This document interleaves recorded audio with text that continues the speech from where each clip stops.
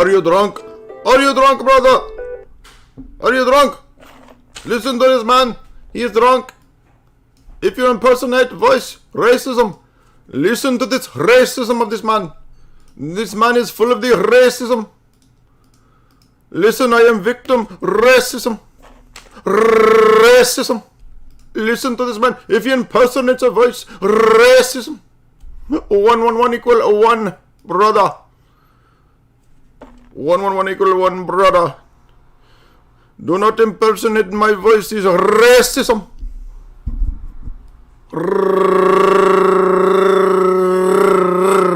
Racism. Oh, poor butthurt individuals. If you dare to impersonate my voice, it is racism, brother. My friend. No, my friend. Racism. So the out of the hundreds of comments of Muslims saying that the debate was lost by me, I've asked many of them, probably most of the ones I've seen on my wall, my channel. Can you give an explanation of when and where his arguments were correct and in what way he won the debate? And I've seen maybe 3 out of several hundred. The typical response is, look at body language. You are drunk, brother. You are all over the place, man. What is wrong with you, bro? Yeah, moving is what I do. Because I'm a dance fiend. I'm the dude that dances when he debates. You didn't know that? And you're the one that got into a debate with a man who lists himself self-titled as comedian. What did you expect? Did you expect me to be boring and sitting here praying like this? I dance when I debate. I'm footloose over here. I'm Kevin Bacon. While I'm sizzling you like bacon. Oh, that's unclean too.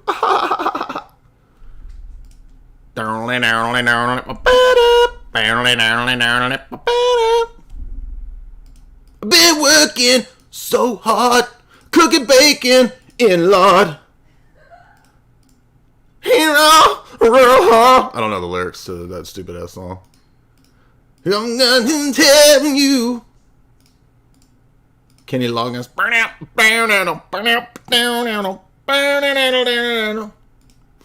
Kevin cooking bacon is a halal haram. Kevin Bacon is haram. That's why they don't like that's why you can't, if you're a strict Sunni, you know music's illegal, right? Music is haram. Why is music illegal? Because of Kevin Bacon, dude. Because bacon is haram. 6 degrees. 666 degrees of Kevin halal bacon. It's open for him today. And of course, I realize that what's going on here is the same in other domains. People can't tell when you're being silly, when you're joking. Jokes fly over people's heads. They don't know what you're referring to. I mean, I guess if you think music is haram, you're not going to know who Kenny Loggins and Kevin Bacon are from Footloose. And just think, if had we grown up in Islamic culture, we would not have been exposed to elite works of art like Footloose. Anyway, I think part of the reason why a lot of jokes go over people's heads is it takes some degree of IQ to get jokes, and otherwise jokes are basically just pee pee poo poo, you know. Like if you have a low IQ, it's all just pee pee poo poo. You know what I mean? And even pee pee poo poo can be funny if you do it in a high IQ way, which is what we try to do. I remember we had a famous person, I won't say who initially started dissing me because he thought I was a retort. He thought I was a retorted slow boy. And then he realized, oh, that dude over there does high IQ pee pee poo poo jokes. That was my mistake. I won't say who. I won't say who it is, but you all know him. We got hot espresso off the press. I got my own purple-haired Social Justice Barista in there. Shout out to Jamie. Social Justice Jamie in there. Social Jamie Justice Warrior in there. Cooking up the espressos. Hey, make me an espresso. Racist, brother. Your voice is a racist. I am a victim. Look at this man. I am victim. I am victim. Racist. One note on that. Why did I do the voices in the debate? Because the debate was a poop show, shite show from the outset. Why was it a shite show from the outset? Because this guy didn't even know that you don't start asking questions in your opening statement. So as soon as he started asking me questions and then was like weirded out that I started answering and talking, and then he's like, no, now you must stop. I'm like, you asked me a question, but you don't want me to answer it unless it's like the one sentence answer that you wanted. I mean, yeah, so it was like, I gave a 5-minute opening statement. He starts his opening statement by asking me questions about my theology, and I'm like, have you ever done a debate? Like, this is, you don't ask me questions in your opening statement. So the whole thing was side-goggling from the outset. It was wompy-jawed from the outset, and I'm just like, okay, dude, whatever. Let's just have fun with this. Anyway. I mean, I think remember the paper on the dark triad traits and virtuous victimhood? Everybody who is in a losing position, but who's also cunning and narcissistic, they know the tricks that you can use in a society like ours to get ahead. And that's what all of these so-called oppressed minority groups do, is that they use the system, proclaim their victim status, portray themselves as victims to get ahead in the system, and then they flip, and it turns out, no, they're cult-leading monsters. And ultimately, I think that's the thing here is this religion is very much a cult. Now, you could say in a general sense, all religions are cult-like because they contain the notion of a cultus, right? A group of people who worship in a certain way and believe certain things. But I mean this in the strict sense of a mind control cult. And that's why this religion is so useful, particularly in the history of various intelligence agencies, for creating individuals who will go and do crazy things. And that's the case for Western intelligence. If you read Miles Copeland's books on the Game of Nations, which we've covered and lectured through, CIA operative, he talks about utilizing not very high IQ people in the religion of Islam to do crazy things.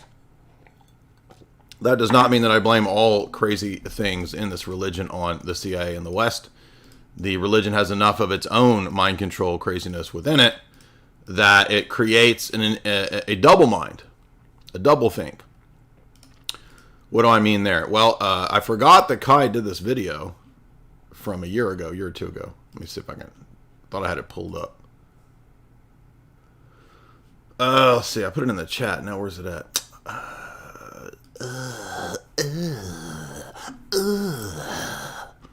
That's that sound Alex Jones makes. Where's Kai's video?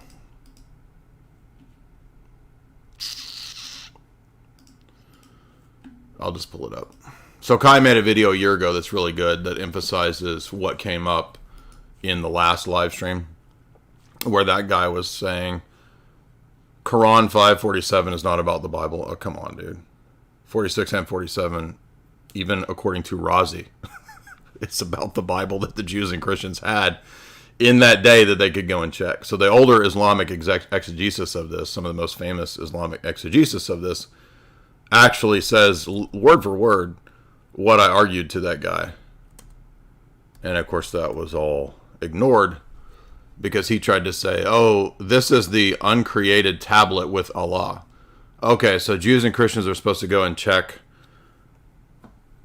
the Quran against the uncreated tablet, which no one can see or know except, this is how stupid this is, right?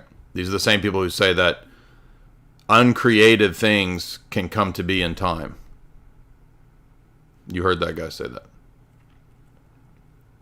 So this is what we're talking about here.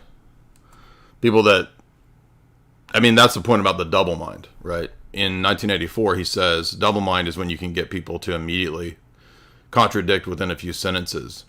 And if people will double down on contradictions within a few sentences, this can actually lead to disassociation in the person themselves in extreme cases.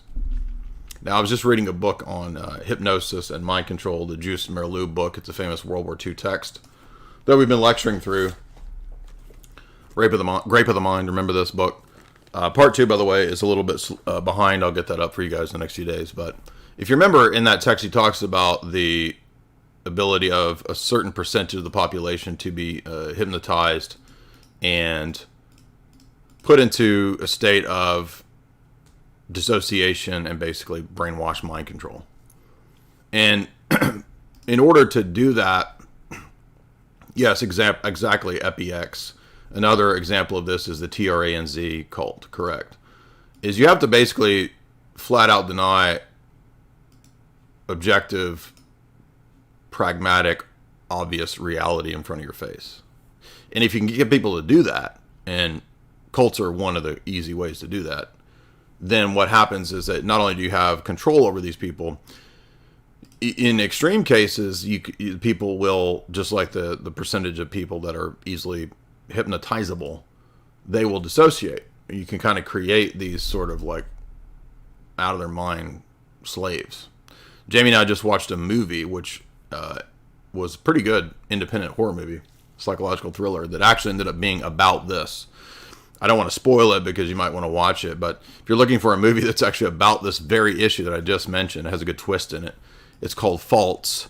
It's a 2016-ish independent horror movie about a guy who's kind of a Fritz Springmeier sort of conspiracy mind-controlled deprogrammer person who tries to, quote, deprogram a girl who was in a cult.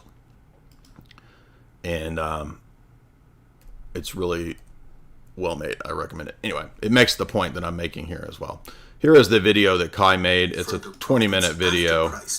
I'm not going to watch the whole video, but you can go watch this, where Kai basically points out that Quran 547, let the people of the gospel judge by what Allah has revealed therein. In other words, the assumption is, obviously, by 547, that the new revelation will be consistent with the prior revelation in the Torah and the Injil.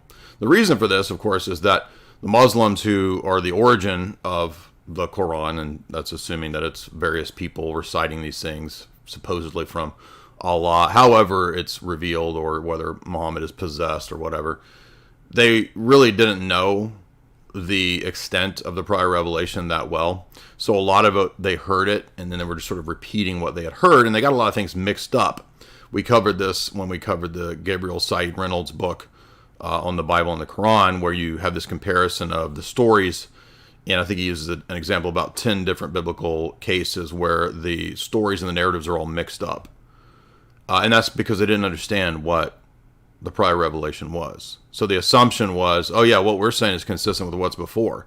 Well, when knowledgeable Christians or knowledgeable Jews showed that, no, the Torah is not talking about Muhammad, the Gospel of John is not talking about Muhammad, the Gospel of John teaches the deity of Christ, the Trinity, etc. Well, then the Muslims had to say, well, but that's because it's corrupt, you see.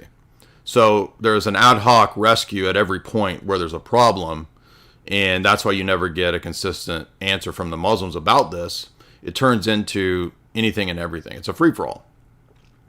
It's really a free-for-all sort of on the spot, but what Kai does in this video is go to one of the most famous exegetes of the passage there, Razi, and points out that even Razi admits that the passage is clearly saying that you can check the new revelation against the old, and you'll see that it's consistent, right? Now, again, if it's not consistent and the prior is corrupt, imagine how foolish it is to tell us to go check a corrupted text to prove supposedly an uncorrupt Quran. I mean, this is silly. And then if the argument is that, well, it's not corrupt, though, when it agrees with the Quran. Well, yeah, every cult and sect could say that. I can write a new updated cult book right now and tell you that every place that the Bible agrees with my updated cult book proves my cult book. You'll see how stupid this is. But this is the level of intelligence that we're dealing with on the average here. And I'm not being mean. But that's why when we try to explain these things, and it's almost a disservice to go into debates and disputes about the attributes. For one, most of the audiences have no idea about the relationship of even the Christian view of God and his attributes. They might have some general idea that, God has these attributes or whatever, and he's Trinity or whatever. But they don't know the historical debates between the essence and distinction proponents in the Orthodox Church versus the ADS proponents in the West or whatever. So it's kind of like lost. It's still a great argument if you know these disputes. But of course, again, nobody in the West even knows about Islam. They don't know the different theological schools and positions. And so that's why you have to be precise and point out that not all these arguments work against every, quote, school or confession or creed within Islam. So, for example, if you're talking to someone who has a Neoplatonic position or a Neoplatonic-ish position, like Dr. Khalil, for example, the critiques that you would have of the Salafi position that, the hand is a really distinct attribute, or that the attributes have a dependence relationship upon Allah's essence or whatever, or a dependence relationships amongst themselves, those arguments wouldn't work. So it really depends on what school you're talking to. But it was relevant to bring this up with them because of the Athari view. What the, quote, Salafi just means the early righteous, supposedly, right? And when I brought all that up, you'll notice that he just sort of like acted like, and he knew good and well what I meant when I said Aqidas plural, because I was talking about the many different creedal confessions. And I know what fiqh is. This is jurisprudence. Again, I'm not even an expert on Islam, but I know these terms. And he was like, I don't know what this is. Or what is this? Just sort of filibustering and running down the clock because, again, it's not a matter of actually presenting which position has better argumentation.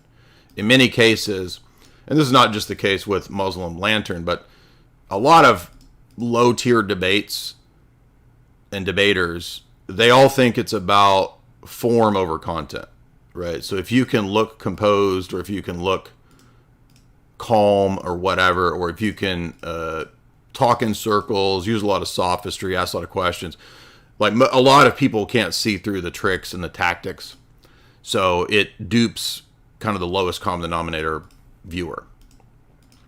But I think for people who can follow the debate, the discussion, the disputes, people who have looked at some of the history of Islam and the various schools and their debates and disputes. Well, let me give another example of that. When you go to the early Salafi commentators, I think it's Hanbal and others, and I have read that 400-page book on Ibn Taymiyyah. So I did spend a significant amount of time in that text that analyzes Ibn Taymiyyah.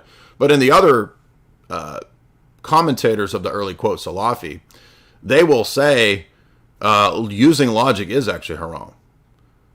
Right? Now, this has been brought up in multiple debates. I think Dr. Khalil brought this up in his debate with Jake at the beginning. I think Sam Shamoun has brought this up in debates as well. And then you'll notice Jake, when I brought it up, or not the specific issue of logic being haram from the Salafi position, the early position, he was like, well, but look in these other places Ibn Taymiyyah uses logic. Well, that just shows us that it's inconsistent. Right. So notice, if you remember in a lot of debates with Thomas, they'll do this exact same move where they'll say, if I point out, Thomas is inconsistent because here he reduces person to nature.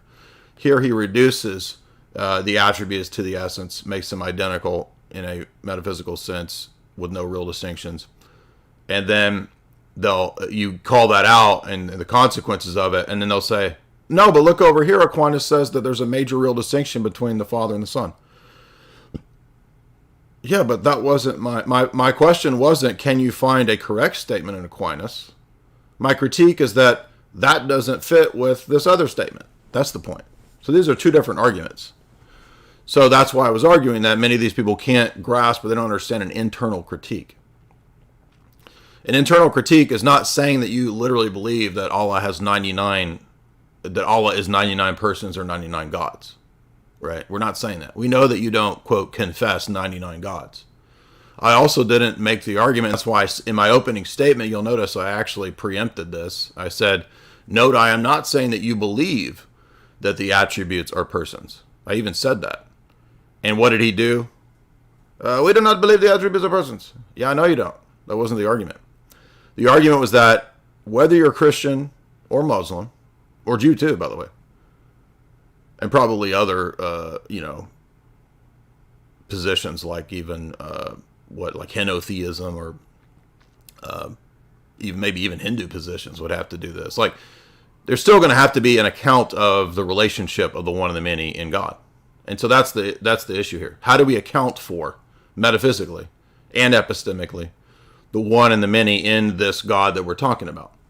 So there's different accounts of this, right? The Christian account has a specific metaphysic. You have the various Islamic schools that have different metaphysics and the accounts of this. Jews debate this as well. They've had millennia of historic debates of this very question. You can go to the Jewish Encyclopedia, and you'll see, if you look up Shekinah, if you look up the manifestations of God in the Old Testament, you'll see that the various rabbis have debated this for centuries. Is this the essence of God manifesting in time and space in these theophanies? Is it Metatron? Is it the second principle of God, the Logos, like Philo or something? So the point was, again, all of the positions have to have some account of unity and distinction within this God that we talk about. So the debate then becomes, what is the nature of that distinction to that unity? How, quote, real is it? What type of a distinction is it? Does this distinction lead to composition, to parts? You see. And so in this way, Dr. Khalil would be much closer, for example, to a Thomist.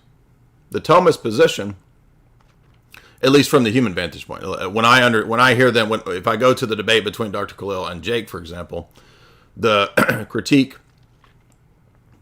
that he gave of Jake's position is that if you say that the oneness of God has these real distinctions that Jake's talking about, this would be polytheism. This would be multiple eternal entities. Now, I would say that I think that the quasi-Neoplatonist-ish position doesn't necessarily escape that same critique, because you have these other entities that are generated or whatever, or emanated, that are, we're going to not call them God, but they have this, in-between status or whatever. And Dr. Khalil I'm not trying to go after him today, but he popped in the chat. So I'm just using him as an example. He can correct me if I'm wrong on these positions. I'm not an expert or that knowledgeable on Shia Islam. But my understanding from those debates is that that's an example of where he would differ from Jake. And in that regard, it would be closer to the Thomist position, just on the notion of simplicity, right? Thomas wouldn't agree that there's, a pen or, the noose or whatever.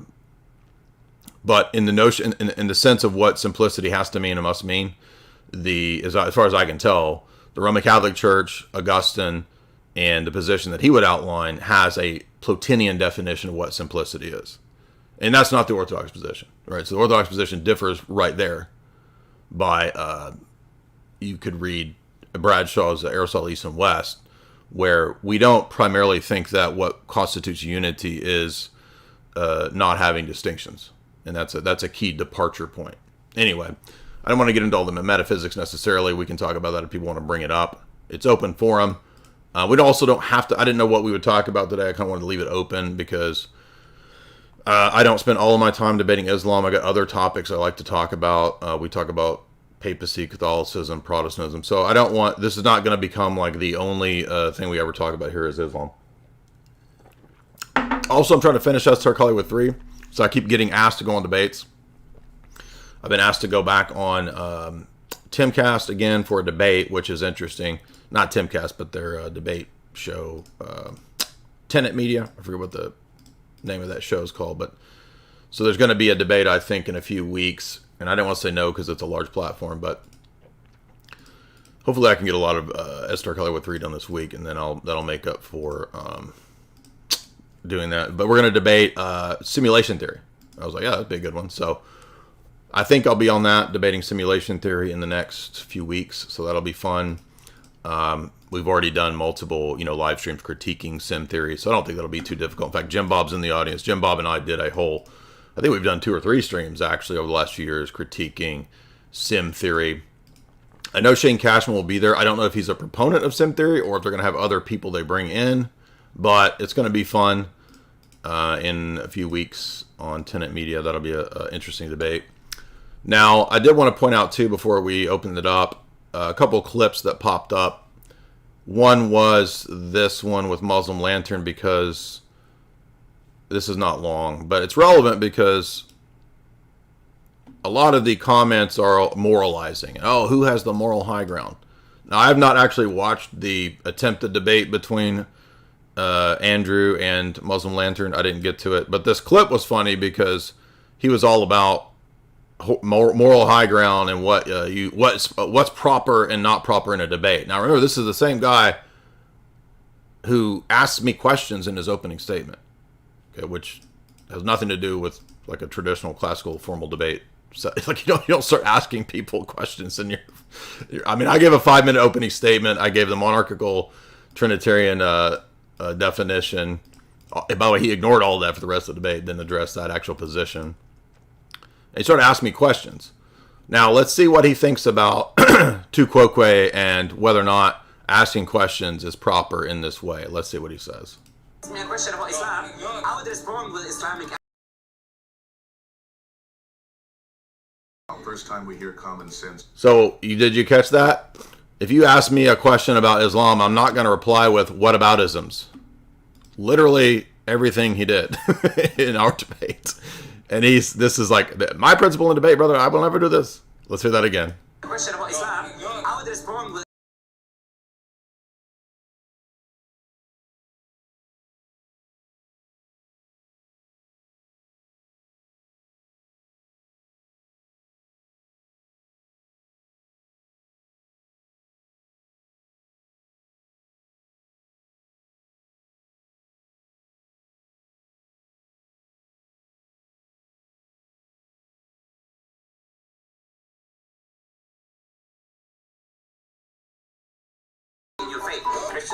So, insecurity, according to his own explanation as to tu quoque being a sign of insecurity, all he did was tu quoque. If you don't know what that is, that's the turning it around. If somebody asks you a question and say, well, what about you? Now, that's different from an internal critique, right? So you can do an internal critique. That's not tu quoque. That's specifically when you're asked a question. If somebody said, what about, does the Bible teach the Trinity? Okay, let's say somebody asked me that, and I say, well, what about your atheism? Now, I would the proper response would be, yes, the Bible teaches Trinity, blah, blah, blah, blah, blah, and let me counter with, and then atheism can't answer, blah, blah, blah, blah, blah, right? But if your response to this question is, yeah, well, what about you? Okay, when people talk about whataboutisms, that's the fallacy of tu quoque. Because they're running away.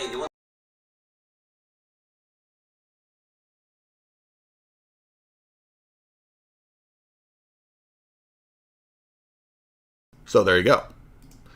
All of, well, the majority of his approach, according to his own standards, is, quote, irrelevant. Now, we have multiple Muslims say that fallacies are things that we made up that doesn't exist, and it's just a trick and a tool. Well, if you think that, then you can have that belief. I'm not I'm not going to try to argue. Anybody who thinks that fallacies are just sort of tricks, that they're not actual laws of thought, I'll let you go on believing that. You can have that view. Now, it's open forum. Again, the topics are the ones listed in the show description. You can call in through the link here. By the way, I'm not opposed to having a discussion again with Dr. Khalil. I think we could do that down the road. In a couple months, I'll probably have Esther Hollywood finished. I'll have some time then to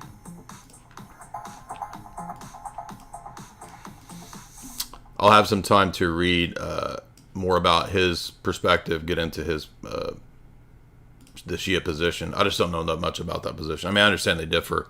I've watched multiple debates that he and others have done, but really watching debates isn't enough really to know people's positions, because a lot of these positions are pretty complex when you dig into them.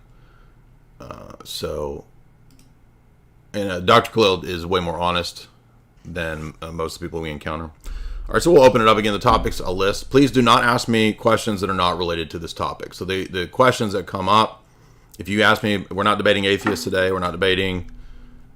We've had years of open debate of atheists. I'm just taking a break from atheism just for a while. Topics are Islam, Catholicism, Protestantism, Calvinism, Evangelicals, Arians, Jehovah's Witnesses, Hebrew roots, Black Hebrew Israelite, Mormon. If you want to bring all that up, it's fine. Other topics that are acceptable are not just religious and theological. If you want to call in and argue about simulation theory, if you want to argue about geopolitics, okay, within the terms of service, obviously, because we're on YouTube. If you want to argue about Sneeko, by the way, Sneeko didn't mute me. A lot of people have been saying that. I actually heard the call. His phone rang when that happened, so he wasn't muting me. And what? I also want to kind of talk about other stuff too, if we want to. I saw Alien Romulus. If we want to talk about that movie, which is kind of weird with the Roman themes, Romulus, Remus, and all that. But Dr. Khalil wants to say something, so we'll let him on.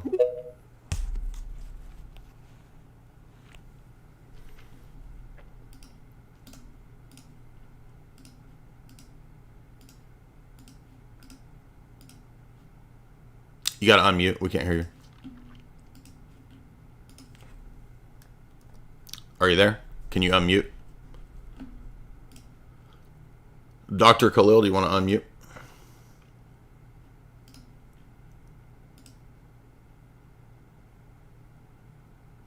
Are you there? You got to unmute.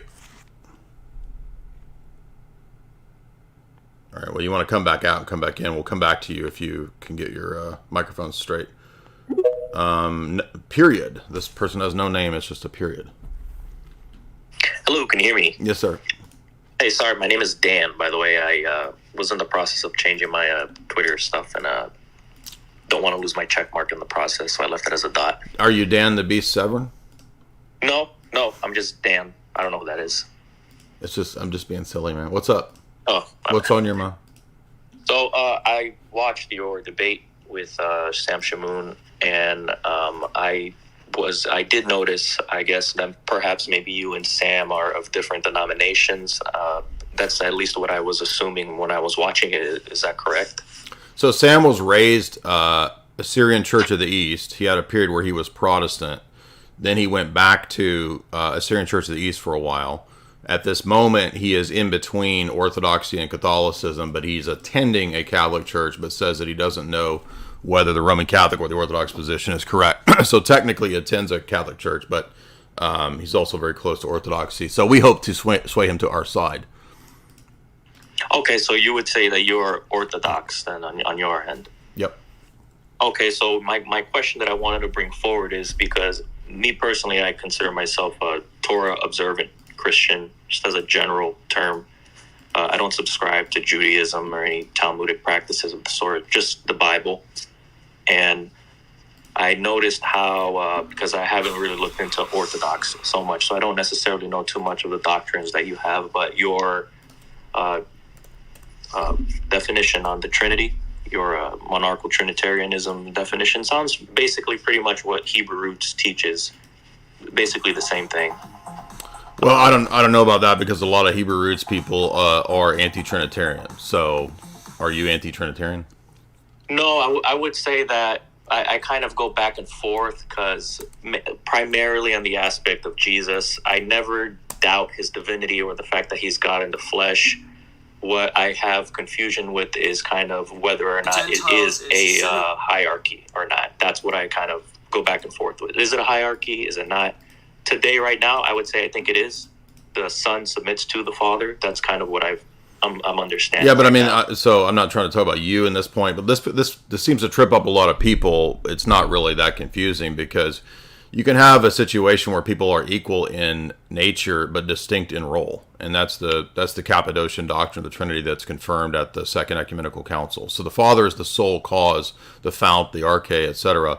That means that all divinity springs from him. The Son is the eternally generated second person of the Trinity. So the Son shares all of the same powers, but that doesn't make him the cause or the source, and that's what makes the Father unique. That's the hypostatic property that picks out the Father.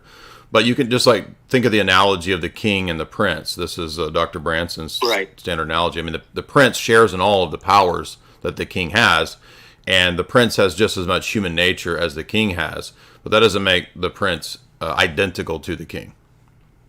Right, and that completely aligns with the ancient Near Eastern practices and covenants and messengers of the ancient Near East as well, and how Jesus basically completely fits that role as the Prince of Peace. So that's where I am, and I do admit, yeah, there are a lot of Hebrew roots who tend to lean towards Judaism. They kind of basically are erasing Jesus' divinity and just focusing on Yahweh, the Father, I guess you could say. And I never understood that. Well, beyond the Trinitarian issues, maybe what's more fundamental here is that, the issues that you're talking about with, quote, Hebrew roots, like these were already solved in the first century, right? Acts 15 solves the issue of how Gentiles are received into the church. The church exhaustively and definitively rejected Judaizing. So there's no such thing as Torah observant Christianity. It doesn't exist. It's a heresy. What would you say is, I guess, the method of bringing Gentiles in? What are they grafted into in Orthodox Christianity? The historic Orthodox Church, the same church of the 1st, 2nd, 3rd, 4th, 5th, 6th, 7th centuries. You understand? You can go read those people and see what they taught, and they teach the exact same thing as Orthodox Church today.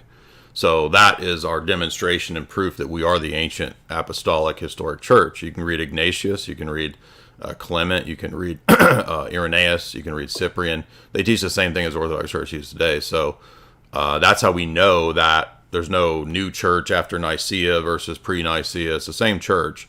It's dealing with various controversies and having a lot of disputes, but there's a consistent thread of theology from the First Ecumenical Council all the way to the 7th, 8th, and 9th. They all teach essentially the same theology. That's why, for example, the 9th Ecumenical Council, which is for us just the Palamite synods, is really a recapitulation of what the Cappadocians taught and what Athanasius taught, because they taught the essence-synergy distinction. And I can demonstrate that if you want, but the essence-synergy distinction is also necessary to theology just as much as monarchical Trinitarianism is. In fact, essence-synergy distinction is an outworking and an outflowing of monarchical Trinitarianism. So in other words, if we're consistent, then we're going to see that that's really the only model that works for the Trinity. There is no other, quote, model. There's no Thomistic model. We reject all that because, the Cappadocians weren't Thomists, and they didn't set up a Thomistic model of the triad at the Second Ecumenical Council. Anyway, I know you don't care about all that because you're not Orthodox, but if you look at Orthodox worship as an example, all of our worship is literally from the temple and synagogue liturgical services. So it's always interesting to me, and I'm not calling you out personally, but when I talk to Hebrew roots people, the real Hebrew roots tradition and worship is what you see in the Orthodox Church. Our priests, our bishops, people will even make fun of Orthodox bishops because they look like Pharisees. And I'm like, yeah, but don't you understand that's kind of like an indicator of continuity? If we look like the very people that Jesus said had the continuity of sitting in the seat of Moses in Matthew 23, then obviously perhaps those are visible signifiers that we have the true church. Paul says in Hebrews 13 that we have an altar that we eat from that the literal Jews don't have. So the New Testament church has an altar. It has the liturgical service of the temple and the synagogue as its essential seed form. It has images. If you look at the Duro Europos synagogue in the 2nd century, you have a synagogue with images painted all over the wall. It looks just like an Orthodox church. So I'm just making the point that the history of the church, the Orthodox Church, is perfectly in continuity with the very thing that you would say and are looking for in this so-called Hebrew roots movement. Well, I would personally disagree, because I think the distinction between, I hate to put a broad term, but I'll just do it, Christianity and I guess the Hebrew roots or Torah observant Christians or Messianic, however you want to define them. That's why I say just Torah observant Christian, because that kind of encapsulates the whole idea, minus the Judaism, obviously, because I know some of them follow the Talmud for unknown reasons. First of all, the first problem with this is that Jews themselves didn't consider the Torah for all of the nation. Most of the laws, many of the laws, I should say, cannot even be kept by Gentiles. Why would Gentiles be expected to keep laws that can't even be kept, even by modern day Jews, because there's not a temple, there's not a Levitical ceremony and sacrifice? So it's right. First of all, it's absurd. It's an absurd expectation. Right, and it's not necessarily that there's no problem with that. What is? I don't understand what that issue is. I guess you could say because why would the expectation? The Jews themselves temple, didn't priests. expect Gentiles to keep most of these Torah commandments. Why would you, as a Torah observant Christian, expect that Christians and Gentiles throughout the world are supposed to keep the Torah, which is not for them? It doesn't make any sense. Just from the Jewish perspective. The Torah is for. No, it's not. Was given to you and for the stranger among you. That's written. No, that's those verses are talking about in the land. You can't. How are you going to keep the land laws and the Levitical laws? You can't keep them. Of course you can. No, you can't. How are you going to keep the land laws as a Gentile living in some other country? Well, depends when you're talking about the land laws. Of course, the temple is not existing and it's not up and coming. So you can't keep them. That's why we're expecting, the prophecies of Ezekiel. So you can't keep them. It's not that, we can't keep them. Exactly, thank you. We're talking about specific temple rituals and ceremonies that we can't keep. Yeah, that's what I'm talking about. That's what I just asked you. Yeah, so that's not a problem for us because we know it's not there. We are waiting for that to return. So you can't keep them. So you're looking to something that you can't keep and was never expected for you to keep. It is expected. No, it's not. Who is circumcision for? Circumcision. Well, it depends which circumcision you're talking about. Are you talking about Abraham's circumcision or the circumcision? All right. So this is all just made up sectarian nonsense. Let's just get to the root of it. Why do you believe? Do you believe the New Testament or you reject it? Of course I do. Okay. Well, Jesus is the Lord. He's the way, the truth. What are the books Galatians and Hebrews written for? The purpose of the book of Galatians was because that there were Judaizers, as you call them. Yeah, which is you. They were infiltrating the church. What church? What church? What church? What church? The Church of Galatia. Okay, and do we have any historical continuity? Do you think any of those churches are still around, like maybe Ephesus or any of these churches? Well, if I can finish what I was saying, the teachings that they were bringing forward in Galatia was heresy, and I agree with you because they were teaching that you need to keep the Torah for salvation. That's not what the Torah teaches, New Testament, Old Testament, or Jesus, anybody. I don't believe that. Okay, what did Acts 15 say was the way that Gentiles are received in the church? What do they look to? What covenant? Well, that depends. When do you think the new covenant was established? What covenant does Acts 15 look to? It has to be the one that Moses was given to. Oh my gosh. Have you read Acts 15? I have, yes. The Noahic covenant is what they cite. Okay. Not Moses. Not part of the old covenant? So that's the opposite of what you just said. But is that not part of the old covenant? Is that correct? Because you're going to put yourself in this is too stupid. A big conundrum. Because so these Hebrews people are just wackos. Literally, Acts 15 looks to the Noahic covenant, and he said Moses. This is how silly these people are. David.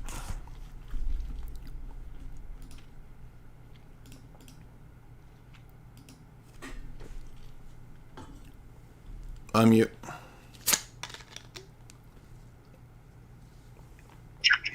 Hello?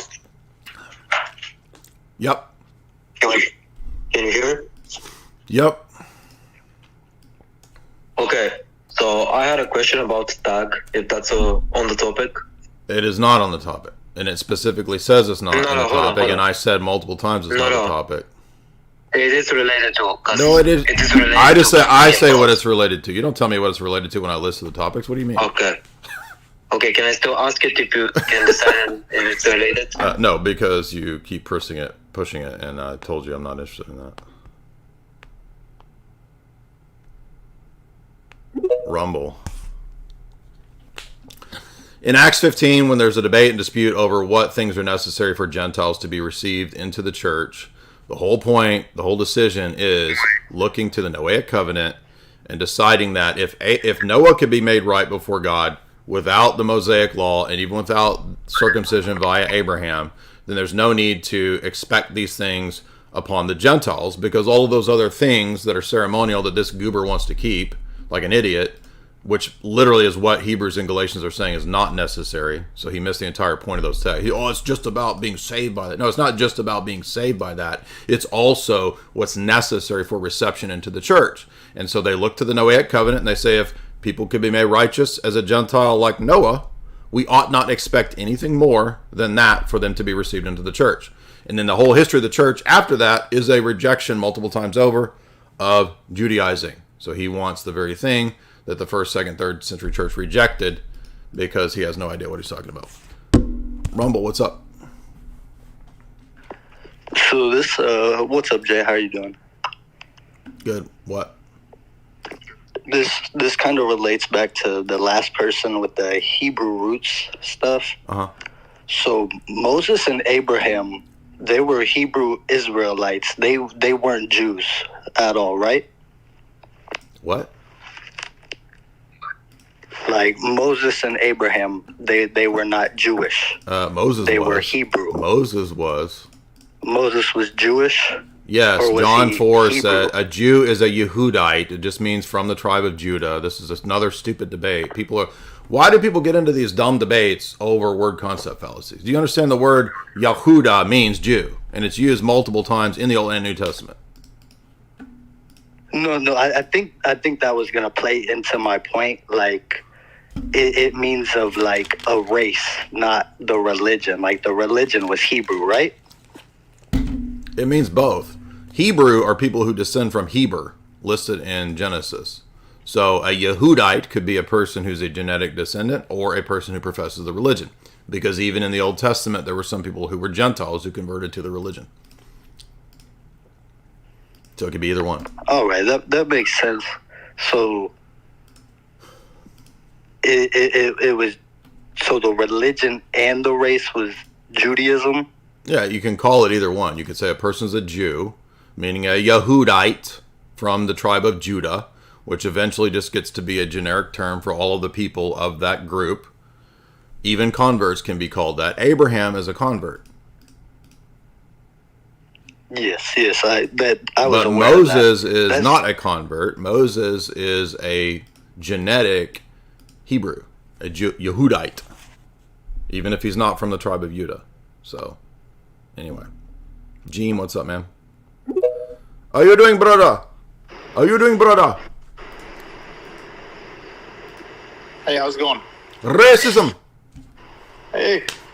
So, it muted out for me for a second. How did it end with that Rumble guy? I didn't hear the last portion before he left. The word, just that the word Yehuda or Jehudite or Jehudite, or Jew can just signify the people who are of the religion or of the descent. Oh, okay. Yeah, I don't want to continue the Hebrew roots thing because it doesn't seem to be the topic of the day, and people keep adding on to it. Well, I was gonna ask people more can bring that about- up if they want. It is listed as a topic. That's fine. Oh, I didn't see it on the space. It just says Islam. No, it's Catholic, listed on the Protestant. YouTube. I can't fit everything in the title and the spit, but it's listed on YouTube as a topic. Oh, all right. Well, if you don't mind, I'll make a 2-second Sure. comment on that. Go And ahead. I wanted to ask an Islam-related thing based on the debates in the last week. Sure. But yes, for the Hebrew root thing's interesting. I see a lot of people bring up that whole, you're not saved by the works of the law, but then you should still do it. But what I've noticed a lot of these Hebrew roots adjacent groups do is they don't seem to care about like the moral parts of the law. So be like, oh, hey, look at me. I'm not eating pork and I'm doing the Sabbath. But then there's many laws that deal with certain topics I can't even mention on here. But, they're pretty extreme. So how about we keep those laws then? But you don't see these Hebrew roots groups be consistent morally. It's all about the kind of outward display of I'm not eating pork. Yeah, exactly. So that makes it so different. But, if you look at the Orthodox Church, like the Codex of Justinian, they kept a lot of they were inspired by a lot of the judicial laws of the Old Testament without calling themselves Judaizers. I always thought that was really interesting. They don't seem to care about the moral aspect that much. Yeah, what God has do you think of cleansed, that? you must not call unclean. What God has cleansed, you must not call unclean. Twice in the book of Acts, when Peter is doubtful about the dietary laws, and God stresses to him twice over that it's not food that makes you unclean. That's why Paul says to Timothy, it doesn't matter what animal you're eating, it is sanctified by the word of God and by prayer, and we're not bound by the beggarly elements of the Old Testament anymore. I mean, Paul is so clear and so emphatic. It amazes me the stupidity of anyone who can read Paul's epistles and not understand what he's saying, that you're not bound by ceremonial laws of the Jews. It's so silly. And then one last thing on that topic, then I'll ask an Islam-related question. Sure. So what's interesting is that if you look at the actual Torah, like in Leviticus, people make this big deal out of the pork, but actually, according to God, the shellfish is the abomination, and the pork is only called unclean in the actual Hebrew and Greek. So, everyone's talking about pork, but and this goes for Muslims and rabbinics as well. shellfish is actually a bigger deal according to the Old Testament. People again seem to be ignoring that one. Interesting. Well, remember the whole point of the clean and unclean, the ritual impurities here are supposed to be pedagogical for moral impurities. That was their whole purpose. So we do spiritually keep the ceremonial dietary laws by avoiding sin. That's Paul's whole argumentation multiple times over. Thank you, Jim. When he cites a lot of these ceremonial passages. So, yeah, it's not that difficult. What's up, G? Top G in the house. What's up?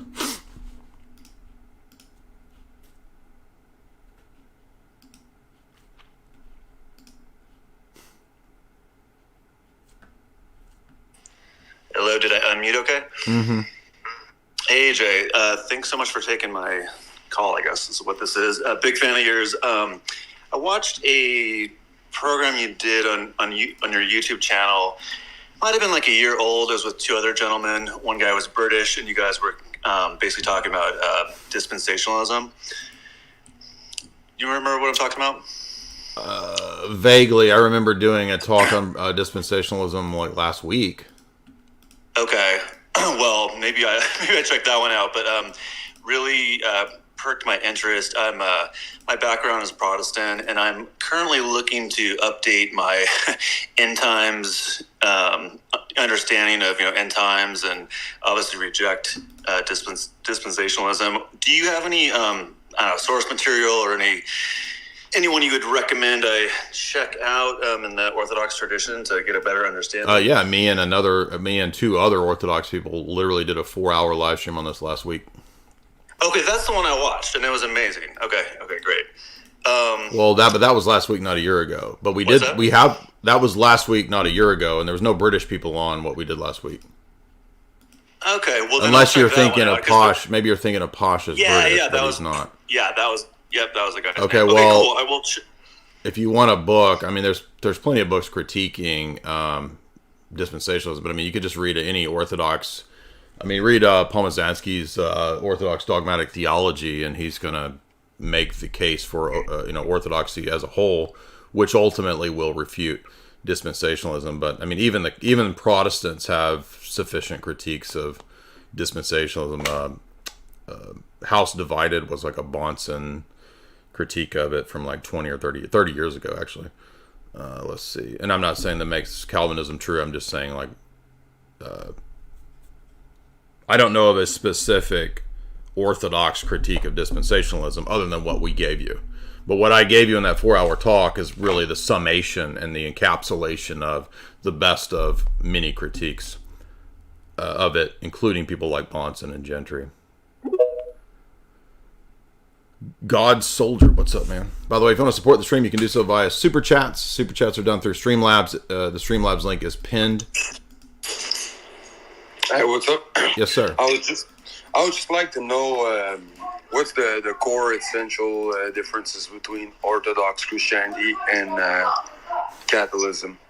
Okay, well, I have a lot. So today, that's not today's topic, but we have a lot of. I have about probably 100 live streams talking about the difference between Orthodoxy and Catholicism. I would say the essential differences would be the role of the Pope in terms of the church, the way the church is governed. We don't believe there's a single indefectible, inerrant, infallible head, and we do not believe in the doctrine of the Filioque, and we do not believe in the doctrine of created grace, and we do not believe in a host of other ridiculous things like the supererogation, merits of the saints. All that nonsense has nothing to do with Orthodox Christianity. We do not believe in their version of purgatory as a created fire, paying for temporal debts. We believe in the essence center distinction. They do not. So on and on and on.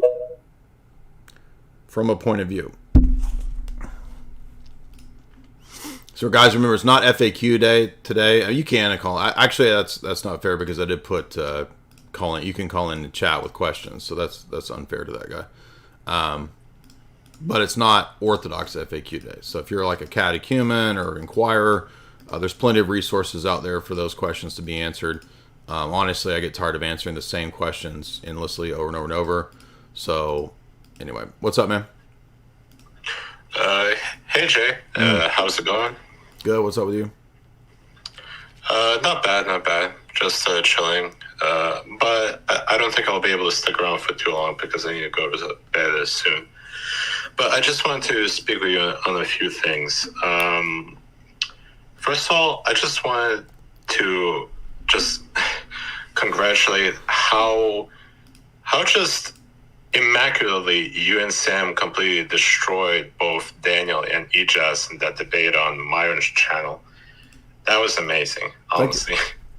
You and Sam completely decimated those two. And it was honestly pretty funny watching back because a lot of the chat was, they were like making like this recurring joke that like Daniel and Ijaz, that they wanted to ask the chat, who out of these four men look like PDF files the most? And it was so funny because it was just a recurring theme. But anyway, but yeah, it's really nice seeing you and especially Sam tackling these issues, because I just think that a lot of Christians either don't have the courage or the want to challenge a lot of these Muslims and debate them on the religion.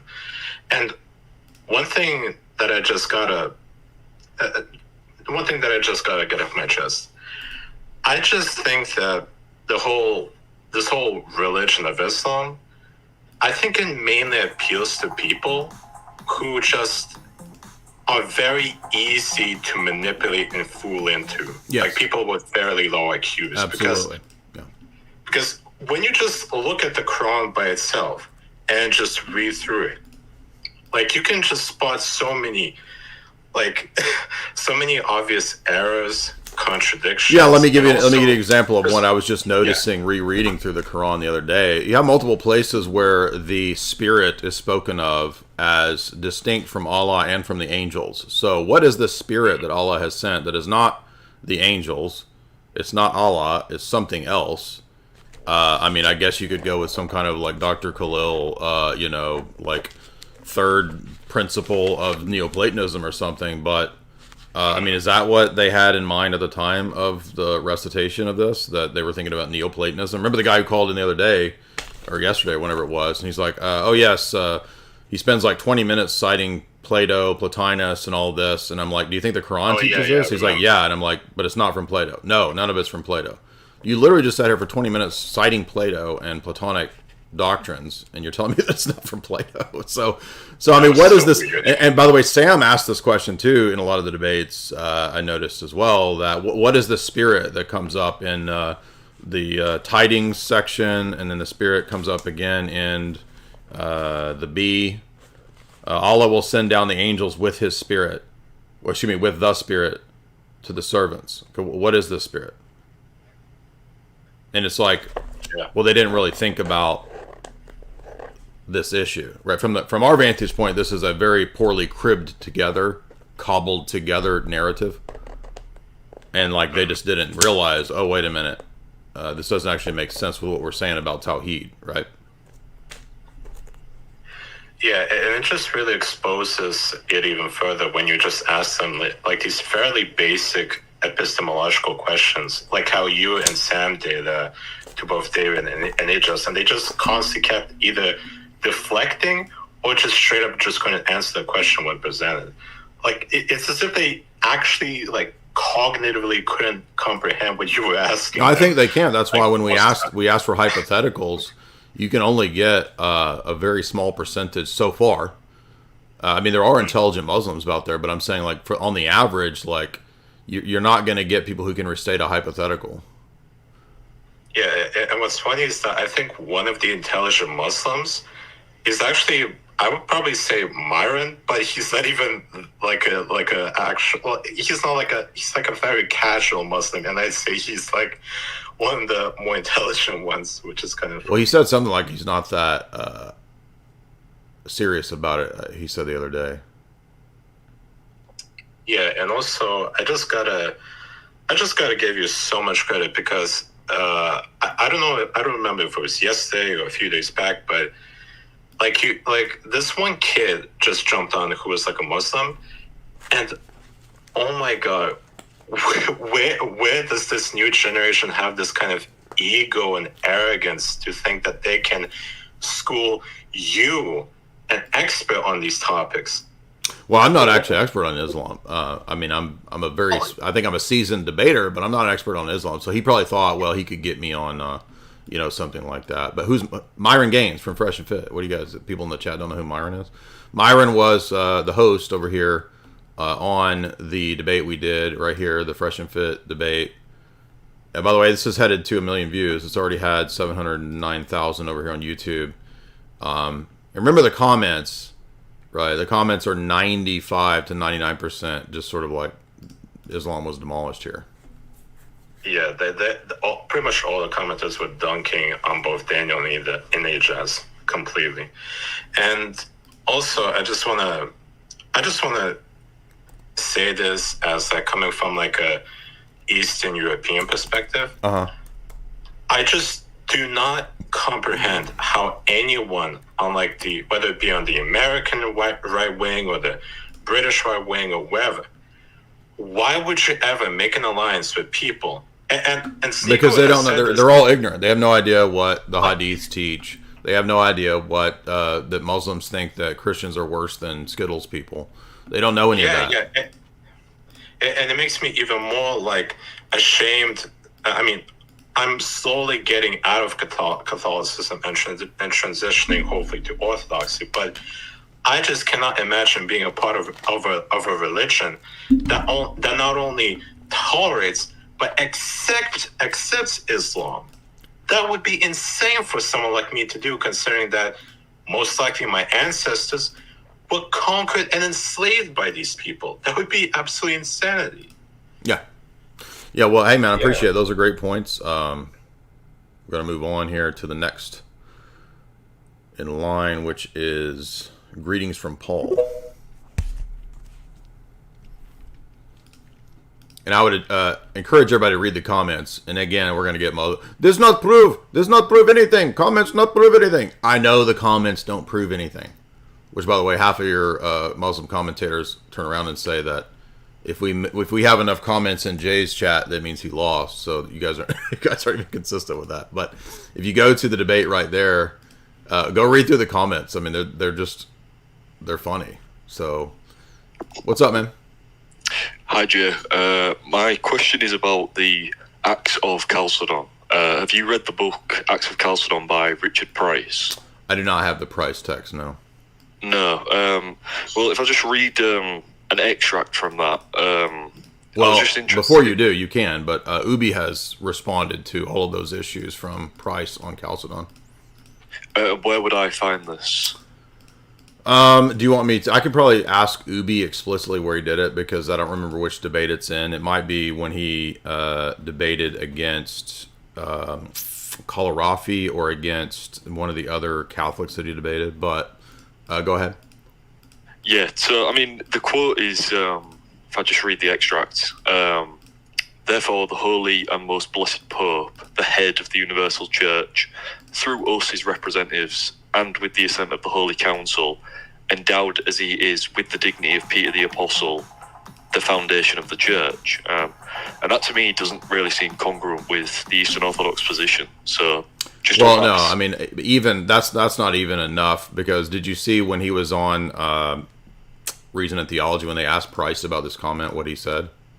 No, I haven't actually. Yeah, so Price says about this very comment that none of these comments prove the universal supremacy of the Roman bishop, because he says they didn't believe in it.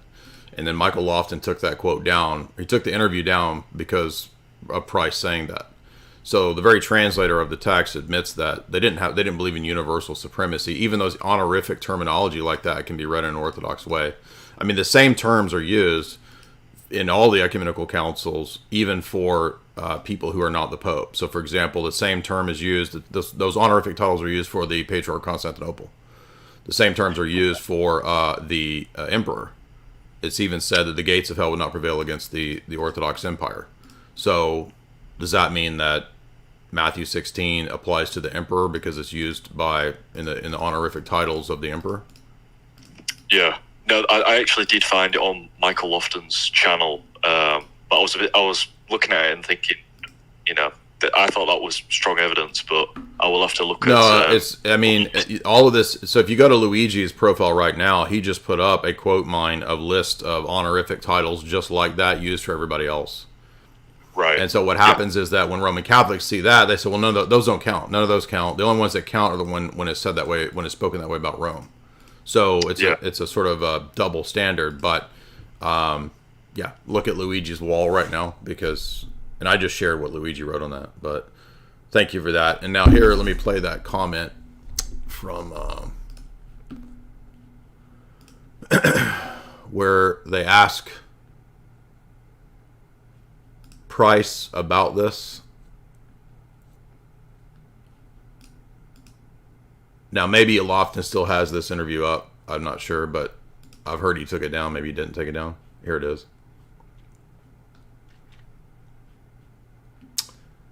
Chalcedon feel they needed to judge Theodoret if Leo had already reinstated him.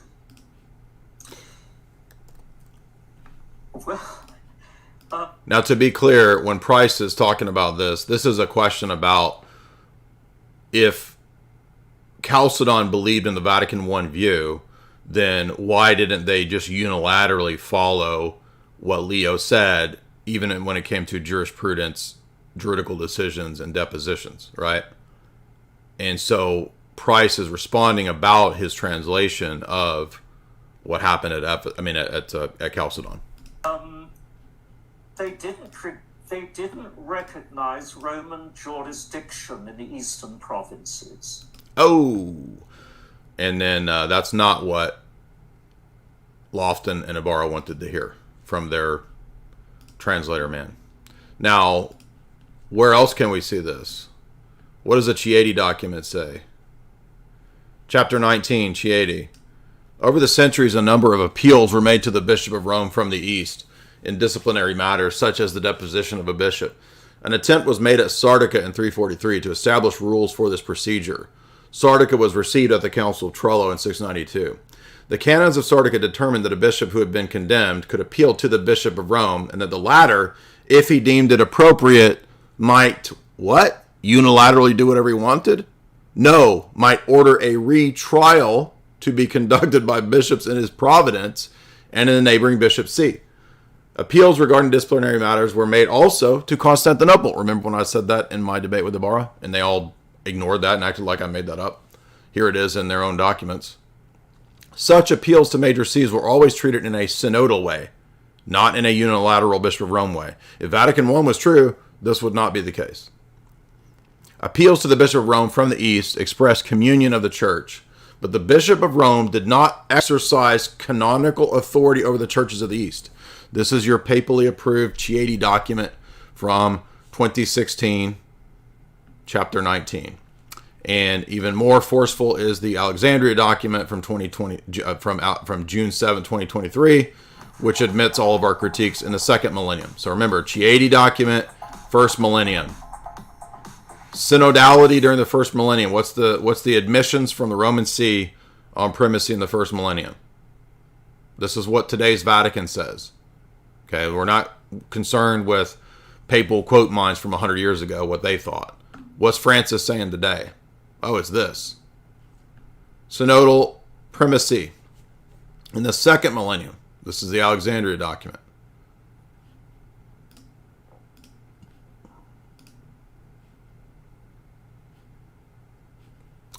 And here is the clip of Price on Reason and Theology admitting this. Right there.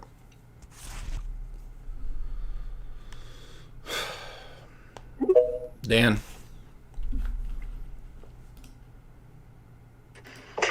Hey, Jake, can you hear me? Uh-huh.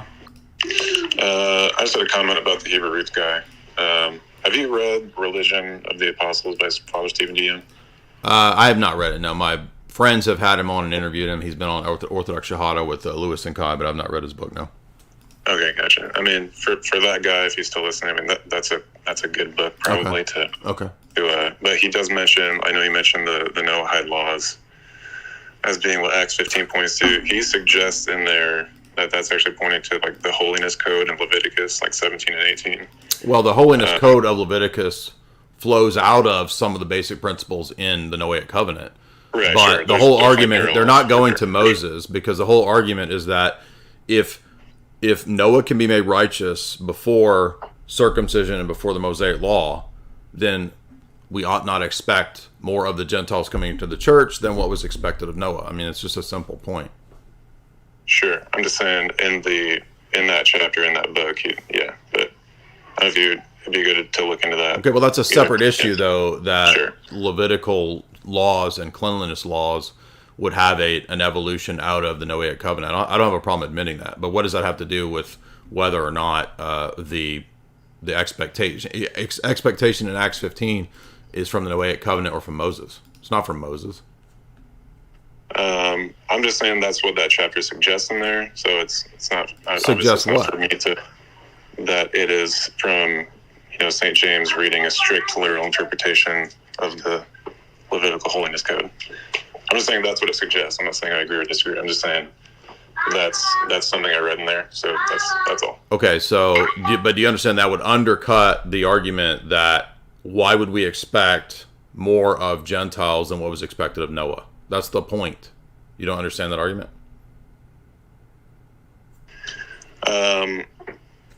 My only point was to bring that chapter. Okay, so is your point then to get me to say that I think Father Stephen DeYoung could get something wrong? No, I don't care. I'm just. Then what's the point of that? Okay, whatever, man. Good job. Tempo. Yeah, I mean, I have no problem with that book. I've not read the book. I've never heard anything bad. But I don't have a problem saying that Father Stephen DeYoung can get something wrong. So anyway, I don't think that guy's even Orthodox. He's always calling in with some kind of weird argument. Next up, Tempo, what's up? Yo, Jay, I'm an inquiring Orthodox right now, and I have a question for you about a argument that a Catholic gave me about the Filioque. Okay. So they were arguing church history with me and talking about the Council of Blacherny in Constantinople 879 about addition to the creed, and I want to know what would be your rebuttal to that? Well, what does Blacherny have to do with 879? Well, it's different councils that they hold on to for the addition onto the creed. Yeah, but what's the argument? Their argument is that when as Orthodox, you would present that in the Nicene-Constantinople Creed was never supposed to be changed, even in times of heresy, right? They would use those claims of councils for additions onto the Filioque to argue for their point. Okay, this is a stupid argument to begin with, because the where it's said that it's not supposed to be changed is when the council changed it. So it's at Constantinople I and later that they state that you can't change. It's not at Nicaea when you have the original creed. It's when they have the changed creed, right? Constantinople I changes the creed by adding those additions, and then it's Ephesus that says that you can't change the creed. So this is a stupid argument. Now, in other words, if Nicaea had said you can't change the creed, and then they changed the creed, they would have a good argument. But it's not. It's Ephesus that says you can't change the creed after it's been changed. So do you see the point there? Yeah. Yes, sir. Okay. So what does the eighth? I still don't understand what they're arguing from the Eighth Council. So they're arguing. It's going to the same thing, right? They're trying to justify their point from the Western side of the changing of the creed. So they argue that there were changes after Constantinople to the creed, even though we have these specific ecumenical councils and these councils that say that this is not supposed to be touched. The change is at Constantinople I. That's why it's called the Niceno-Constantinopolitan Creed. Right? And it's two councils later the next council at Ephesus, which says you can't change it. Okay. Yeah, and I've also heard some arguments that Nicaea II also tried to change the creed, and there was changes at the creed. I mean, we confess the same creed as the Nicene. It's called the Niceno-Constantinopolitan Creed, so I don't know what they're talking about where it's changed. What's changed? That's what I've been trying to figure out. That's why I wanted to ask you about it, because I can't find. I have the book, The First Seven Ecumenical Councils, and I was reading Nicaea II, and I saw none of these changes that they were talking about. So I didn't know if it was an argument from silence or anything like that.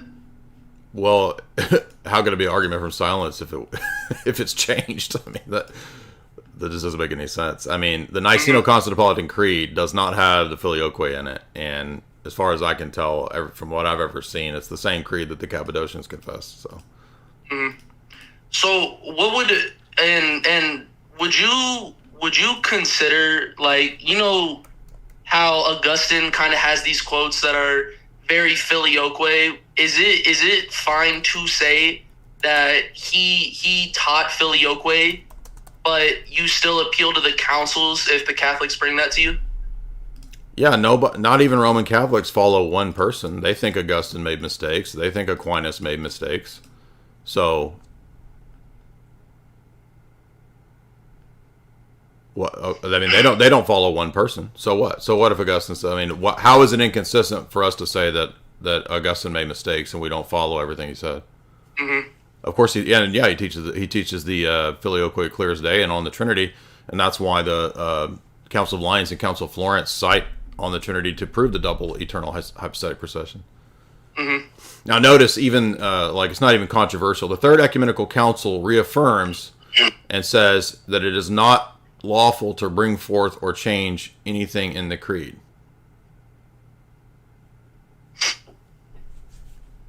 Mm-hmm.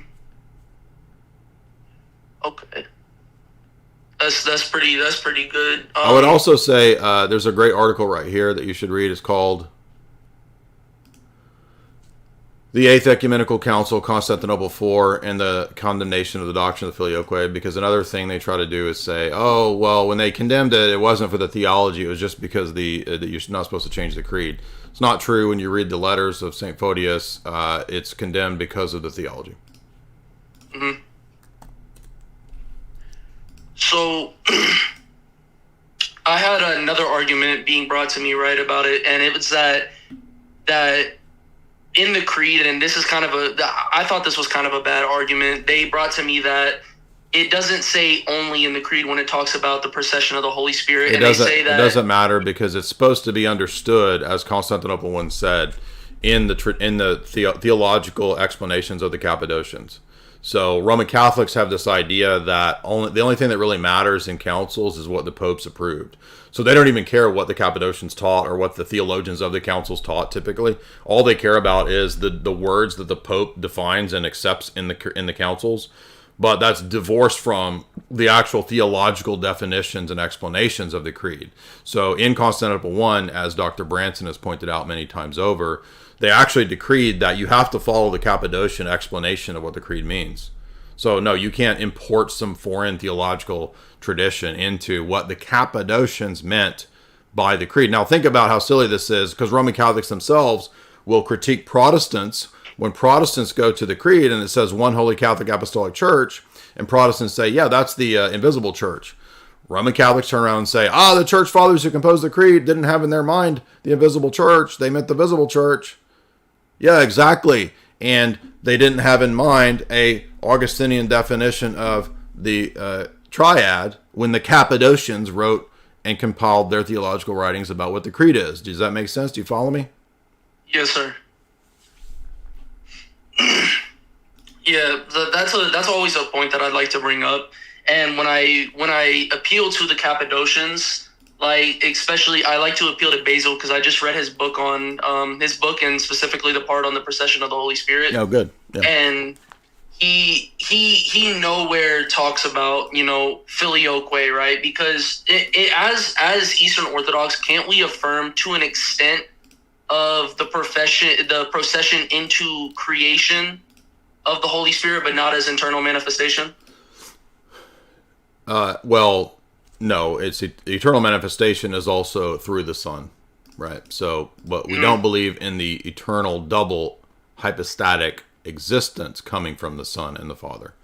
So, there is a proceeding through the Son, and there is a coming from the Son in the economia, but not in terms of hypostatic origin. So, there's three levels to our Trinitarian theology: hypostatic origin, eternal manifestation, economia. Those are the three planes, according to St. Gregory Palamas, of Orthodox Trinitarian theology.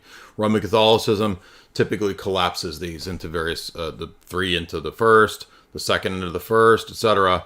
And that's the whole source of all their confusion. So they don't make a distinction that's solidified and consistent between the first and the second, between hypostatic origin and manifestation. And then oftentimes they read economia back into the inter-Trinitarian relationship. Yeah. So in other words, yes. In other words, yes. Everybody believes that the Son sends the Spirit into time and space. Okay, we would affirm that it's not that from the Father through the Son isn't from the hypostatic origin of the Spirit, right? That's what you were saying? From the Father through the Son is manifestation, not origin. Oh, okay. Right. And that's what Gregory of Cyprus teaches that Black Rene qualifies. Mm-hmm. So does the Filioque itself break the monarchical of the Trinity itself? Absolutely. Yes, that's Photius's critique. That's Palamas's critique. Mm-hmm. It creates a dyad. Is that because, like, when you, in our view of the Trinity, you have the Father as the ultimate monarch, and then he's called, the Cappadocians are clear as day that he's the sole cause. So if he's the sole cause, there can't be another cause. Okay. That's his hypostatic. That's his hypostatic property. Cause, arche, fount, anarche, etc. Those are all the terms used to signify and pick out his hypostasis. Now, if that picks out his hypostasis, you can't confuse that property with the Son's property. Because if you give the Son the power of causing, or the power of proceeding, or the power of being arche, now you have a Father-Son who is the source of the third person. And that confuses and destroys all the balance in the Trinity. Okay, yeah, that sounds that's really good. Yeah, I would say definitely go and check out the book Filioque by Soshinsky. We did a whole talk on that book as well, so you can watch our talk on it. We did a 3-hour talk on Soshinsky's Filioque book. Well, we got a whole lot of people in here now. Baby Gosling. You got Ryan Gosling, and you got Baby Gosling. Hey, Jay. Hey, finally. Wanted to be here finally. So I was talking to a Reformed friend, and he raised a somewhat interesting hypothetical. I heard it was about original sin. And he asked if hypothetically it's possible for someone to not sin if our nature is in fact good. It's two different. There's different types of necessities, right? So if you read Leibniz, he talks about strict necessity and necessity ex hypothesi. So, for example, if something has happened in the past, is it necessary that Caesar crossed the Rubicon, or that he crossed the Tiber? Well, since it's happened, it's necessary, but that doesn't mean it was determined that he did it. So there's different types of, quote, necessity. So in other words, because all men will sin, it doesn't follow from that it's necessarily determined that God is the cause of all men sinning. So that's a false comparison. Okay. So no, and by the way, Mary did not sin in our view. And by the way, he's confusing what it means to commit actual sin versus what he thinks original sin as being in a state of sin. James says that sin is when you consent to an evil desire in James 1, I think, right? Sin the desire gives birth to sin when we consent to it. So how can sin be a state of being? That would be Manichaeanism. Right. Yeah, and I wrote something similar. Also, I said it was basically defiled Jesus' will, since he shares our human nature. But, I mean, in a sense, isn't that kind of difficult? So I could say yes to that hypothetical. Is it possible that we would not sin? Well, we're not Mary, we're not Christ. I mean, Mary did not sin because of grace. So it has nothing to do with Pelagianism. It's because she was graced to not sin. And Christ didn't sin because he was a divine person and he willed to assume our nature. He didn't have a fallen human nature. He wasn't subject to the deprivation of grace that we are subject to because of original sin. So we sin because we're sons of Adam, and because when we come of age, we commit actual sins. So original sin is not and cannot be inherited guilt, because guilt by definition is when you commit a specific action against God's law. And infants are not accountable. This is why, for example, no Calvinist can harmonize the verse in Ezekiel where it says that the sons are not accountable for the sins of the father. So, right, and I did read that. Yeah, how? So in other words, we have to make sense of all the passages. You don't get as a Calvinist to like ignore those passages, right? I agree with you. Okay. For sure. It just still seems like at some point, it seems like we will be forced to sin. I mean, if it's truly our consent, then it seems like it should be. You're not forced to sin if you're sinning because of a deprivation of grace and a fallen nature. So it's still not forcing you to do it. It's inevitable, but not forced. I guess why would it be inevitable? Because of the lack of grace, because of the fallen status that we have. Right. Okay. So, but that doesn't mean that God is the direct cause of us sinning, or that our natures are inherently sinful. It's two different things.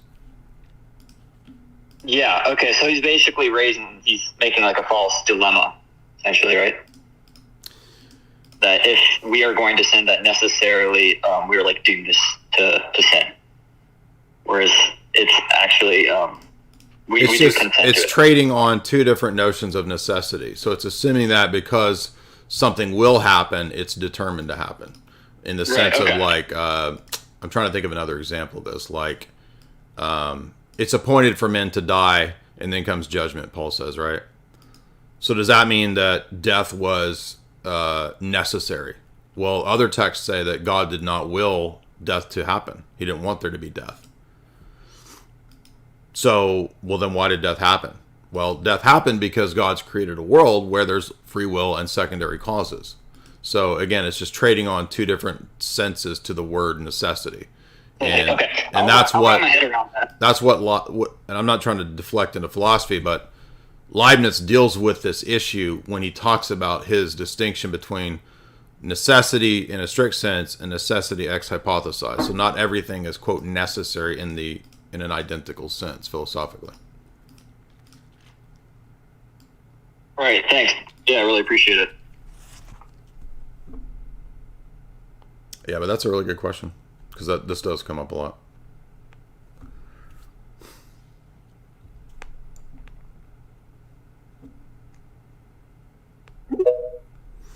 Ali Malik, I think you called in yesterday or the other day. Hello? Mm-hmm. Can you hear me? Mm-hmm. Cool. So, in your debate, I was wondering, would you be open to discussing the Trinity? Because I don't know if all the topics are on here. Yeah, sure. No problem. All right, cool. So I hear the common line, right, by you and Christians alike, which is that, the reason that we're monotheists is because God is one essence and three persons.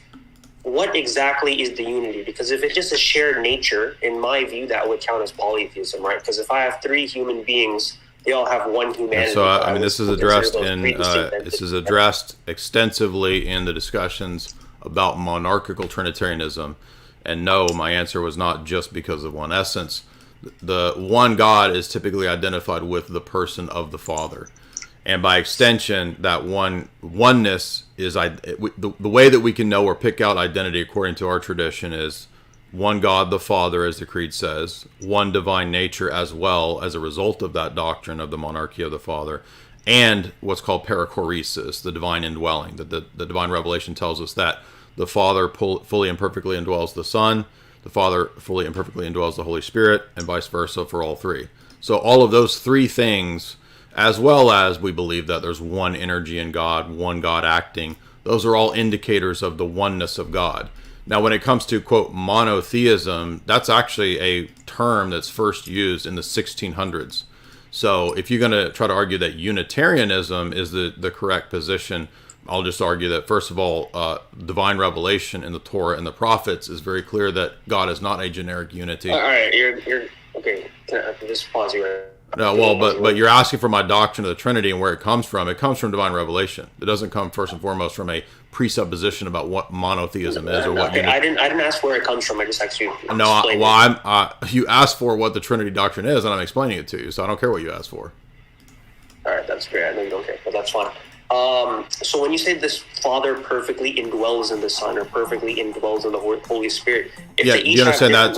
Where do you think we got that? By the before how about you let me finish? All right. If you say that they perfectly, where do you think we got that doctrine? First of all, do you think we did? I don't care where you got it from. So you're asking me about the Trinity. You don't care where we get it from. No, you can get it. You get it from like the different councils, the Bible, where how you interpret it. That's not my question. Jesus says, "I am in the Father, the Father is in me." So it's from John 15:17. Oh, okay, that's great. Can I ask my question? Sure. Okay, cool. If the Father is indwelling in the Son or indwelling in the Holy Spirit perfectly, as you just noted, then why do they each have different wills? Like, can the Father and the Son? Yeah. Do you understand that no Christian teaches that? So we don't teach that different wills. So they don't have an ability to will something different from each other. No, they have one will.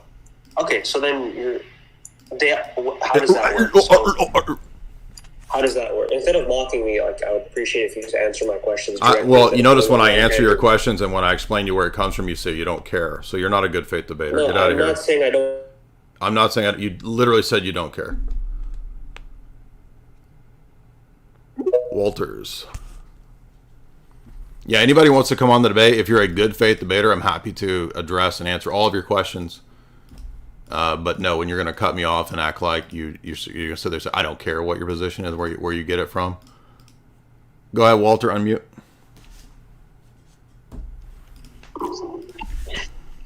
Good afternoon or evening or whatever it is where you are. How much wine have you had today? I haven't had any wine yet. That sounds good, though. I haven't. What? What's on your mind? Franzia? Chardonnay? What flavor? I want to know, if I was going to have some wine, I would like to have a Cabernet, probably. Okay. What's on your mind? Go ahead. Would you say it's known that the Bible was altered by looking at the first sentence because of the translation, the way that it should start, or? Yeah, are you a linguist? Are you a linguistic scholar? Are you going to tell us about languages? No, it's just patterns that I notice. On what? Virginia Slims, Chardonnay, Franzia? What patterns?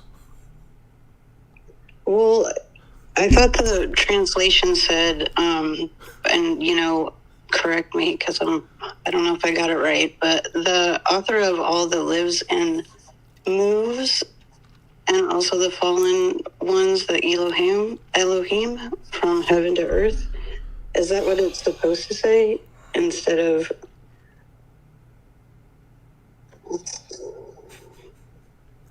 And what verse are you talking about? I'm talking about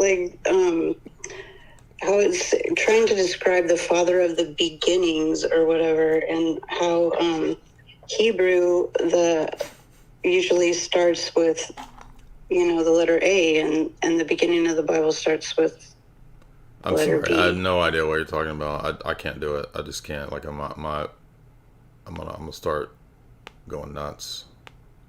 I'm outie. We got one raised from the dead, Lazarus. I love these wine moms. It's such a weird combo. It's like you get this crazy, intense Islamic back and forth, the sophistry, and then you get the wine mom with the just out there. I love it. Can you hear me? Yep. Yeah, I can't understand why people can't just prepare what they're going to talk about to you before they actually talk to you. So I was wanting to know about the topics, and you can correct me if I'm wrong about if it's covered here. Is evolution a topic that you're willing to discuss? It's not on the topics. What do you want to argue? So I'm not wanting to argue. I'm an Orthodox Christian. I am just taking a course in evolution. So I just wanted more context for informatory purposes. I've noticed in some of your videos you've mentioned that maybe Darwin was a Freemason. Is that true or false? Was what? What'd you say? Was a Freemason?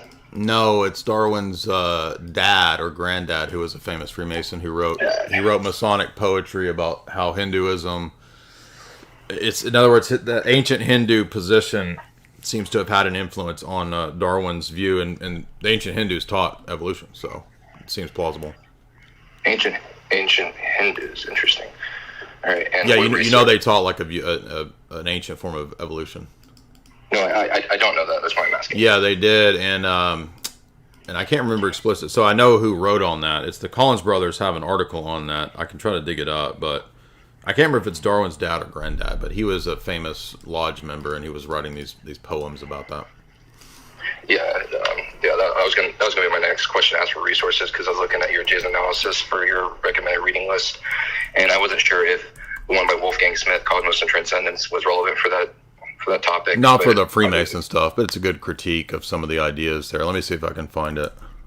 Right, and I've been through a lot of your Darwinism deconstructed, but those are from like 11 years ago, and some of the audio quality is hard for me to pick up. So.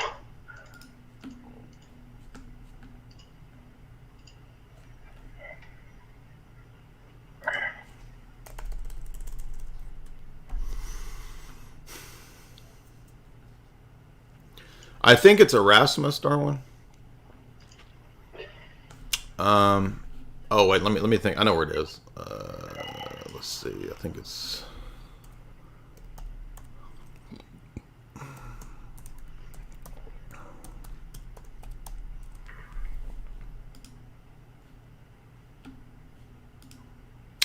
Yes. Here's the site. Now let me find. Do they not have a search engine on here? Freemasonry.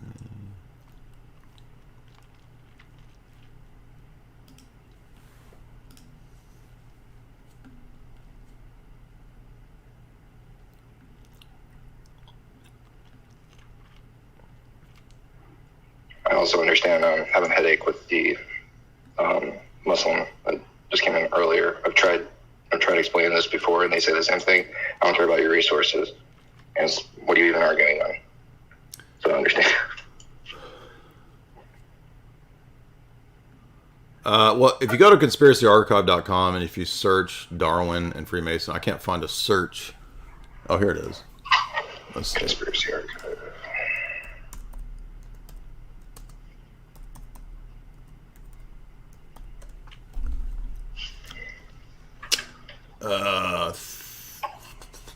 It might be this one, or it might be this one.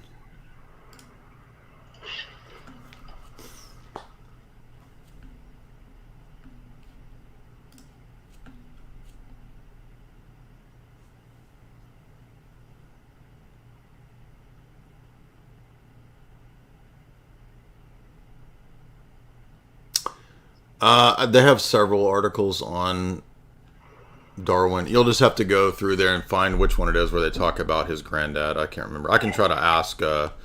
Actually, just message Philip D. Collins, who's on Twitter. I'll give you his profile, and you can ask him which article it is, because I don't remember. It was many years ago where he wrote on this. He'll have the article though. So I'm going to DM you right now his profile, and you can just message him. Perfect. Well, I can't. Awesome. I don't think I can message you. So. I don't know how to work I don't have mainly social media. Okay, so I'm going to put underneath this chat his profile, and then you can just message him. Underneath the chat. Oh, you mean in Twitter? Yeah. Okay, gotcha. And can I ask one more question? Hold on, I'm trying to find where I can comment. Here it is. Oh.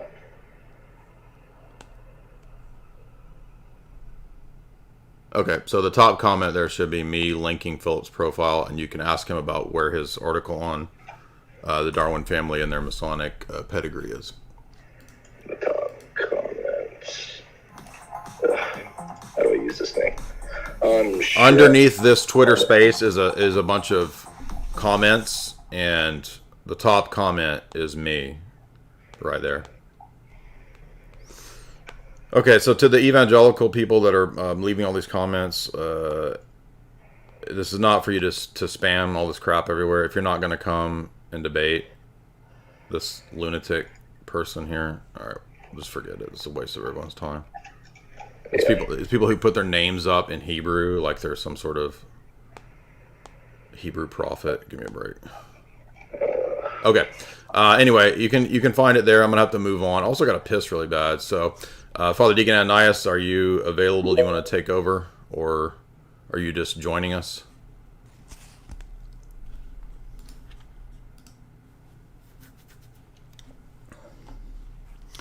I want to remind you guys that we do have a show sponsor, and that's chalk.com. Check out these words from our sponsor, and I'll be right back. I want to show off something that we're all proud of. Chad Mode is your ultimate natural pre-workout, designed to take your performance to the next level. Chad Mode is for natty beast alphas only. Whether you're hitting the gym, invading a favela, conquering a small village, gambling, burning the midnight oil, mogging on your coworkers, or getting banned from Facebook, Chad Mode gives you the competitive edge you need. It's as simple as mixing 1 or 2 scoops of our fine powder into water or juice, providing you with a delicious, energizing beverage featuring a burst of sweet, organic fruit flavor. Chad Mode will give you the extra edge you desperately crave. Chad Mode stands out from the crowd by excluding artificial flavors, preservatives, sweeteners, and dyes. We've even avoided so-called natural flavors, ensuring a clean and effective formula. Only soy boys and betas guzzle blue dye and sucralose, further tanking their already low testosterone levels. Chad Mode is made in America. Unlike your common TikTok peasant's pre-workout powder, it does not contain Chinese lab-made caffeine and artificial sweeteners that soy boys so often crave. Experience the pure goodness of Chad Mode with Blue Magic registered trademark organic blue spirulina extract, organic lemon, cherry, and organic maple crystals. Forget synthetic caffeine. Embrace the natural power of organic green coffee bean extract. Each dose of Chad Mode mirrors the caffeine kick of a cup and a half of coffee, delivering a surge of energy alongside essential vitamins, minerals, amino acids, and herbal extracts. Chad Mode will allow you to fire your boss and mog on anyone who opposes you. Chad Mode will give you a dominant and aggressive edge, like a lion hunting a gazelle, where the gazelle is a TikTok gym zoomer macro guzzling sucralose on the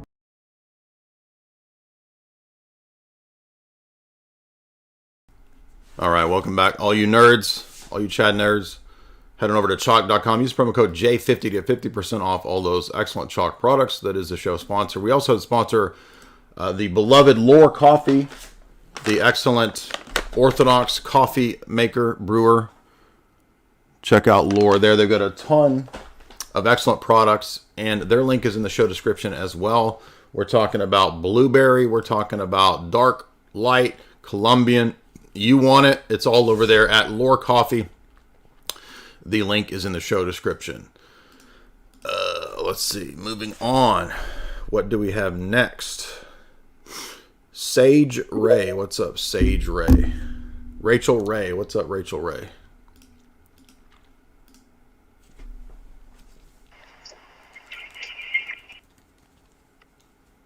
Hello? Yo. Hey, how's it going? I am in catechism, thanks to you. So first of all, just wanted to let you know I appreciate you a ton. I had a question. I was talking to my Pentecostal friend, and I was not able to contrast for him the difference between how the mystical body of the church versus the invisible body. Like, he kept conflating the two and saying that, like, the Orthodox also believe in, like, a sort of invisible body. So I was just wondering what your kind of response would be to that. No, for us, the two are the same. There is no mystical invisible body. I mean, the visible canonical church is the one true holy Catholic Apostolic Church. It's the one Lord, one faith, one body, one baptism that Paul talks about. So there's really no fissure or division. Just like in the incarnation, the body that Christ assumed is the humanity in which he inhabits. So just as the divinity is fully and perfectly there in his embodied form as the Son of God, in human nature, Emmanuel, so likewise the church is just as visible, just as physical, quote unquote, as his physical body. So there's no fissure, there's no invisible church. So the same thing. Invisible church is really an idea that comes out of it's not Augustine's doctrine. It's the Reformation tweaking of the Augustinian doctrine of predestination to create a church which exists amongst a bunch of sects. And that's the only way really that the Protestants could maintain the unity, so-called, of the church in the midst of the ever expanding schisms of the Reformation. So eventually this becomes formulated in the Anglicans as branch theory. And branch theory becomes the basis for modern ecumenism. So really they're all kind of outworkings of this idea. But very few people know actually that the real true origins of this, believe it or not, are actually Donatism. It was Tychonius, the Donatist, that Augustine relied on for a lot of his exegesis. He was very influenced. People don't know this. Like, I know Augustine, I've read all the anti-Donatist writings, so I'm well aware of this. But he was also influenced by a Donatist named Tychonius, who was a famous exegete, particularly in this idea of the true church being the holy, or the elect, or the perfect, so to speak, which for Augustine was not the Donatist perspective. It was the predestined. So for Augustine, the true church ultimately is those who persevere to the end with the gift of perseverance, who are ultimately the unconditionally elect. So ironically, there's a inverse influence, you could say, from Tychonius the Donatist, who himself formulated an invisible church doctrine, which Augustine rejected, but inadvertently kind of gave the seed form for the Protestants to utilize. But very, very few people know that, because you have to actually go into people who specialize in Augustinian history and theology to pick up on that and to know that. But yeah, that's actually what's really going on. By the way, Jay and I are going to do some wonderful stand-up on this, why Protestants can never actually find church on Sunday, because it's invisible. Yeah, they believe in an invisible church and a visible church. I mean, I like the joke, but they would just say that the visible church is the one that's all corrupt and divided amongst the thousands of sects. It's the invisible church that's the one that's truly united and one and indivisible. But of course, this destroys the whole principle of the incarnation. But we shouldn't be surprised, because Calvinists, of course, don't have any coherent view of the incarnation anyway. They're already Nestorian in their view of the incarnation. Why would we be surprised that their ecclesiology is also Nestorian? And what's funny too is, I brought this up in the catechesis continuing education camp. I call it the continuing education camp, but it's a class that they're just notorious for these ad hocs. Well, you know what? What if I just say it's this, because it gets me? And you pointed out too, they're trying to get around. Luther and the Reformers are trying to get around this idea of like, oh, how do we maintain unity? Well, we just make up this idea called the invisible church. And the visible church, like you said, is divided. I think we should call them people out more on these ad hocs. They're just constantly doing it. Nowhere in history, nothing. They just make something up to save their position, right? Yeah. Again, like the irony is that the closest thing to a kind of invisible church is actually the Donatists. So, once again, because the Donatists are, any of the holy roller purist types of sects, right, are the ones that would say, well, the public church is apostatized, so the real true church has to be hidden somehow amongst a bunch of different groups. Big Brain, what's up?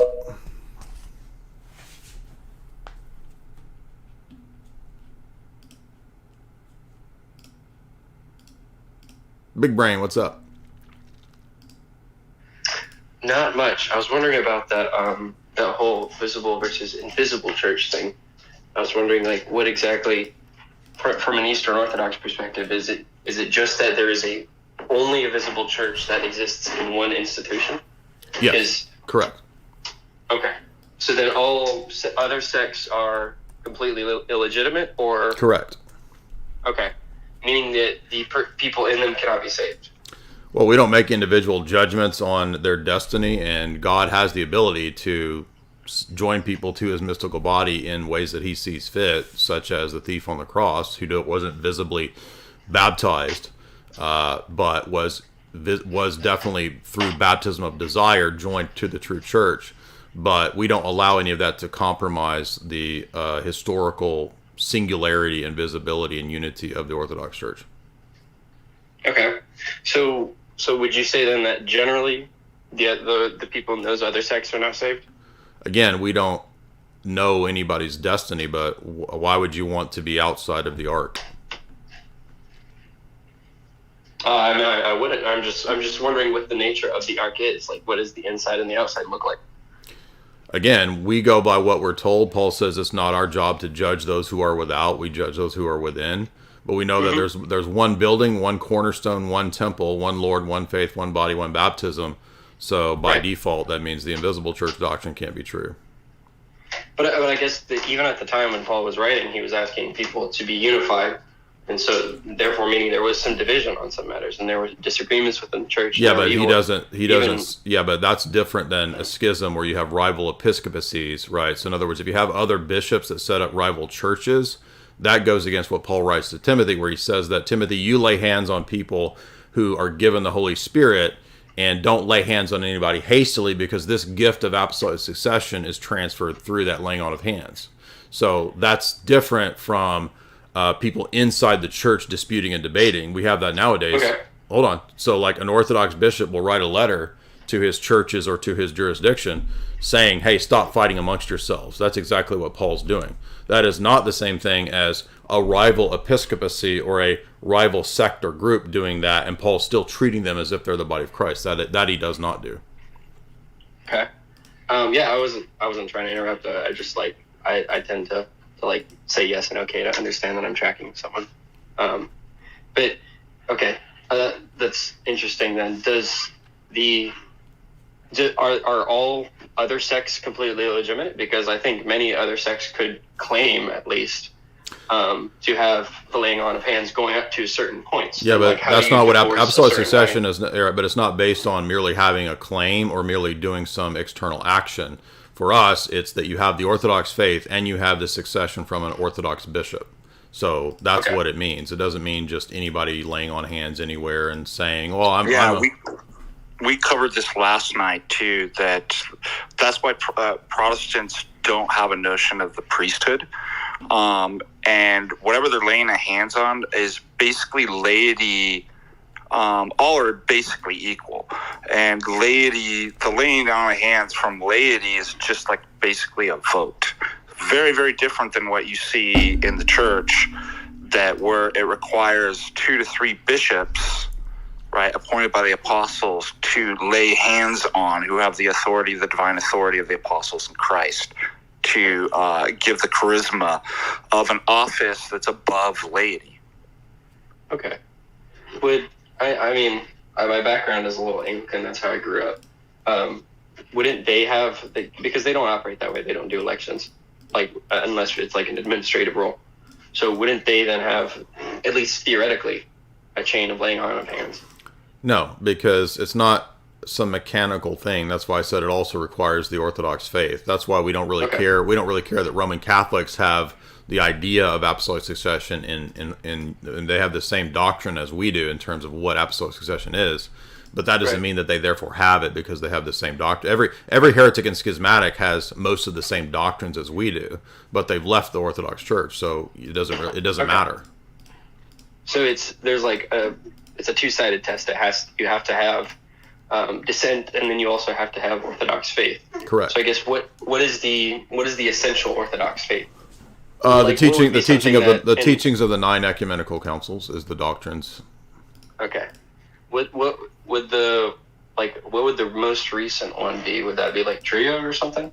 Be what? Trullo? No. The Council of The Trent? Ninth Ecumenical Council for us is all the Palamite synods together. Palamite synods. Okay. That's the Byzantine period, the 1300s. Oh, interesting. Okay.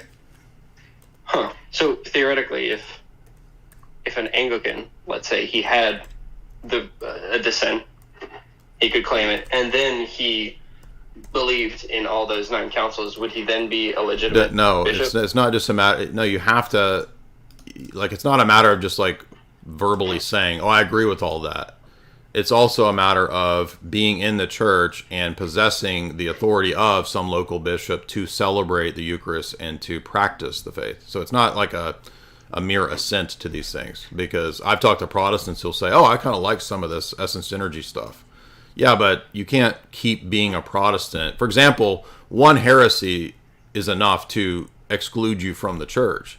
So the mere fact that you have Anglicans who believe the branch theory is a heresy of ecclesiology for the Orthodox. You can't believe branch theory and be Orthodox.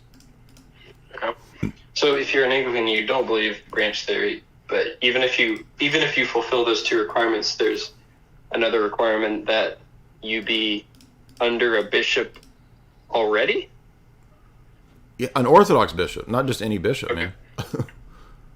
Under an Orthodox bishop. Anglicans do not follow the canons of the Orthodox Church, and a canonical Orthodox bishop is what we're talking about. People who give the right to celebrate the Eucharist in an Orthodox liturgy. I'm just wondering how this construction, it seems like there's 3 rules, sort of. How this construction arises. It's just simply that when you ask for what apostolic succession is, it doesn't reduce to something mechanical. So it's the Orthodox conception of what apostolic succession is, not some external, just mental assent or just laying on of hands. It's more nuanced than that. Does it reduce to something that's definable? I mean, I've given you multiple qualifications that are part of that. Right. No. I mean, like, can it be wholly defined?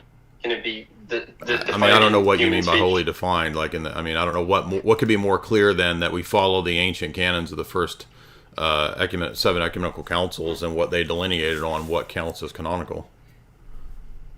Yeah, I mean, because there's a lot of vagary in that statement, depending on like what you mean by following. There's no vagary in the statement that I gave you. I think there is, because like it depends on what every element of that means and how you intend it to mean.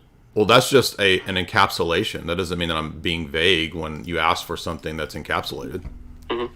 So okay, so then with like a full definition, with like, would it be something that you'd need to define with like multiple different? I mean, I'm trying not to be impatient with you, but in the course of the last 10 minutes, I have perfectly encapsulated and made clear exactly what we mean by that. And then you say, well, there's qualifications. And I say, yes. And then you say, well, can you make it concise? And when I do, you say it's vague. So it's you that is being sus here. I'm glad you think it's funny. What do you think is funny about that? You use the word sus. You're a middle-aged man. It was kind of funny. Oh, okay. So where's the laws on what slang is appropriate for what age? I didn't say there was a law. It was funny. So I'm glad that you think everything's funny. So how does this age your Anglican case? I wasn't putting forward a case. So you're asking how can a person be Orthodox while not being in the Orthodox Church? Is that what you're getting at? Well, I'm wondering how the construction of like those qualifications comes from, because I don't share that view, but also mostly because I don't know or understand it very well. Okay, so the construction of the theology comes from Scripture, tradition, and the ecumenical councils and the canons. That's the construction of it. Okay. So, and what's required is the laying on of hands by the episcopate to a person who's been catechized and instructed and made a priest in the Orthodox Church, who then becomes a bishop in the Orthodox Church and remains in communion and part of the canonical Orthodox Church. Okay. So, Roman Catholic bishops, we don't care. People who claim to be Anglican bishops, we don't care. Okay. So if let's say there was a schism to happen today, how would you differentiate between the schismatic group and the canonical group? Well, this is a good question too. So I looked in the apostolic canons too. For the ordination of a bishop requires 2 to 3 bishops. Now, what's really great about that, and this goes all the way back, obviously, to the 1st and 2nd century, and the apostolic canons were from the apostles themselves, that this shows that it wasn't a papal mindset at all, that it requires conciliariness. So how you would know is exactly how a bishop's ordained too, is that, like, again, 2 or 3 bishops is what establishes the church. Because St. Ignatius says the church is where the bishop is.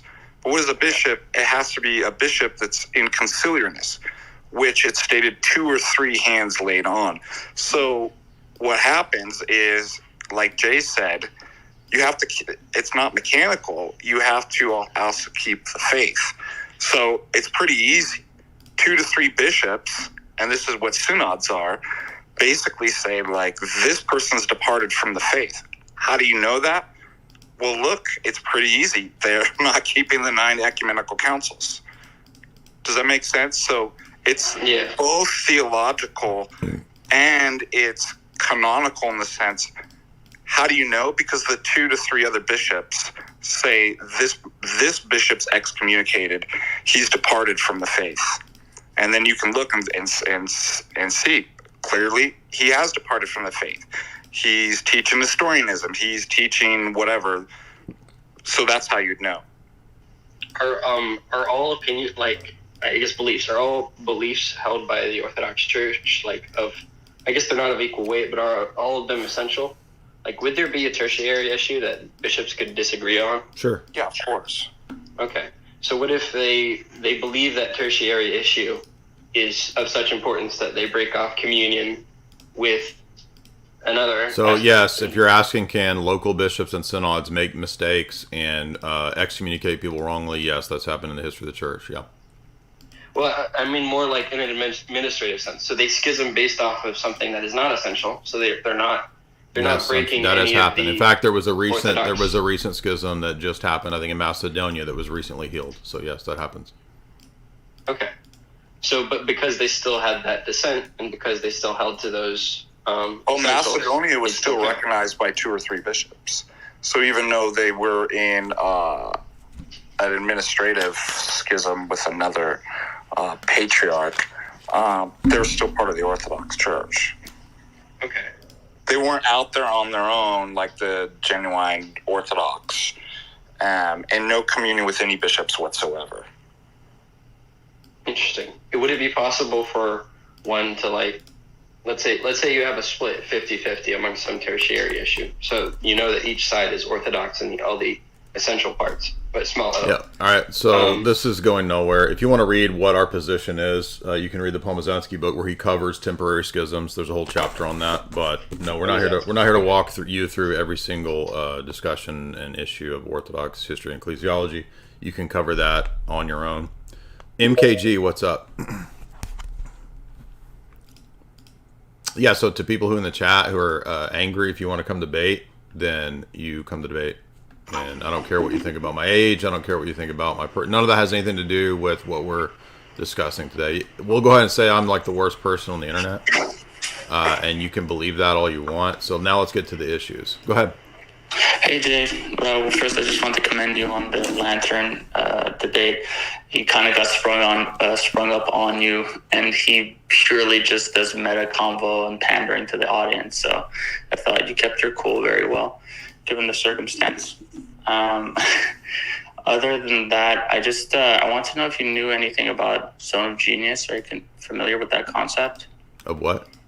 Zone of Genius? No, I don't know what that is. So basically there's 4 zones, or this is just a theory. So zone of incompetence, zone of competence, zone of excellence, and zone of genius. And this is related to you, I promise. I wanted to know, so zone of incompetence is basically you're not good at the thing and no one finds you good at the thing. Zone of competence is you're okay at it, but that's all. Zone of excellence is basically you're really good and everyone acknowledges your greatness, but it doesn't fool you. You're not driven internally you're very basically deflated at the end of it. It takes you longer to recharge. And zone of genius is basically the flow state where people acknowledge that you're good in the thing and you don't run out of stamina. You just love doing it. I want to know in relation to your debate topics. So when you debate atheism or Islam or your esoteric stuff or your geopolitical stuff, where would Islam rank? Because from my point of view, you're genius at it. But I don't know if it drains you and it's not something that's kind of basically what's your number one most favorite thing to debate or passionate about, I would say. Honestly, I get tired of debate, so I don't really even have a favorite thing to debate. By the way, so to the people in the chat, look, there's not a problem with saying that there's 7 ecumenical councils because the 8th and the 9th are not technically ecumenical councils, okay? They're pan-Orthodox synods that become received by the entire church. So you're just you're quibbling and squabbling over words. It's fine to say there's 7 ecumenical councils, and it's fine to say that there's 9. So stop arguing over stupid stuff. It's really annoying. And by the way, if you disagree in the chat, you're supposed to call in a debate. We're moving on. If you don't call in debate, you get booted. It's not a chat for you to just come and spam a bunch of stuff. Dare testun something. I'm too lazy to read the rest of it. It's too long.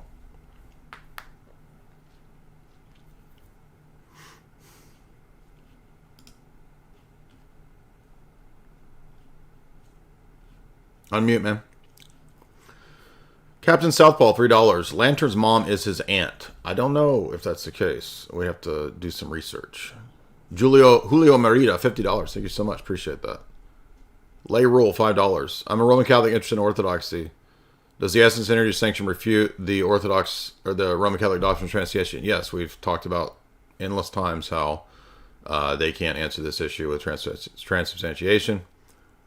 If we only know the triune God by his energies, does the Roman Catholics say in the Eucharist we're partaking the body, blood, soul, and divinity? Yes.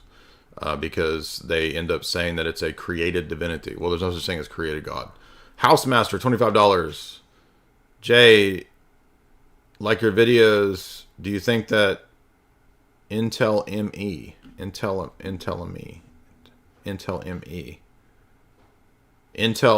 the Intel chips built into computers can breach private keys? I've not heard of this. There was an issue where they had come up with a weird hack, 8 months ago, that they could figure out your private keys from an online wallet, but that's why I don't use online wallets.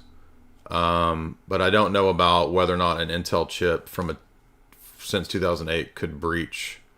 But this had to do with M1, M2, M3 chips in Apple. But it was only relevant to people who have online custodial wallets and not a cold wallet. So I use cold wallet. I would never use online wallet. Let's see. M1, Apple. I'm trying to remember the name of this hack. It has a name. Side chain, side hack, side something hack.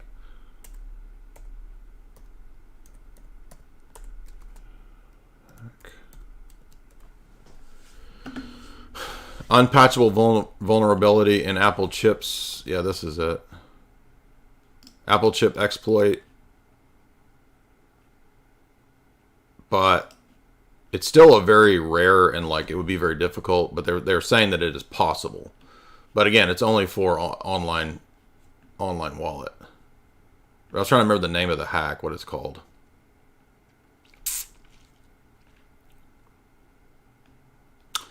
The issue boils down to prefetching, but if your Mac is M series processor, M1, M2, M3, it is potentially vulnerable, but it's only for online wallets.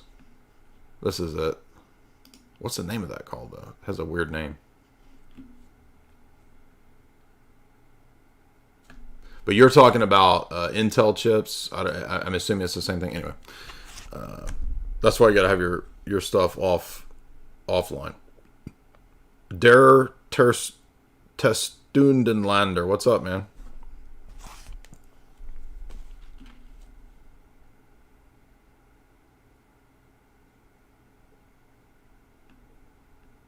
All right, we can't hear you, dude. So maybe pop out, pop back in.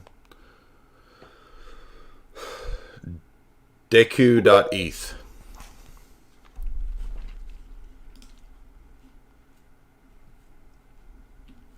Housemaster, $5. I didn't see the topics. I'm sorry. So people are asking, where's the topics? The topics are in the show description. There's not enough space on the Twitter space to list the topics. The topics are listed in the show description. What's up, man? You got to unmute.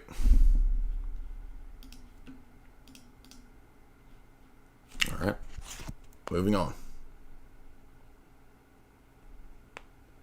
Confused cat.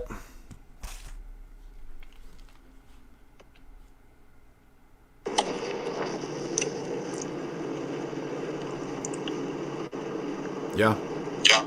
Yeah, question. So, one, you were a Roman Catholic. Is it your position that you never received the true body and blood of Christ at communion? Yeah, I don't think that because I was a Roman Catholic has anything to do with whether or not it was a valid sacrament or not. And I guess so. Whether it was that, at least, are you saying you're not sure if it was? No, I'm saying that the fact that I was has nothing to do with whether it is really there or not. I guess then, so the words said by the priest or the consecration, would you say that Catholic priests do not create the body and blood of Jesus by the words at the Mass? Correct.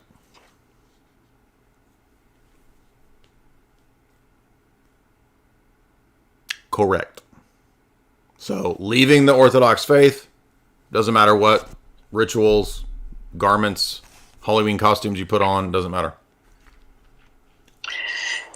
And there, at least in the last 1,000 years, there have been examples of, I guess, incorruptibles in the Catholic Church or Eucharistic miracles, at least reported. Recently, in the Kansas City area, there was a nun exhumed who was found incorrupt. Mm-hmm. So Mary appears over the Coptic church in Zaytun, Egypt. I guess I should be a Coptic. No, wait a minute. I read that the first founder of the Rosicrucians was also an incorruptible. So should I be a Rosicrucian?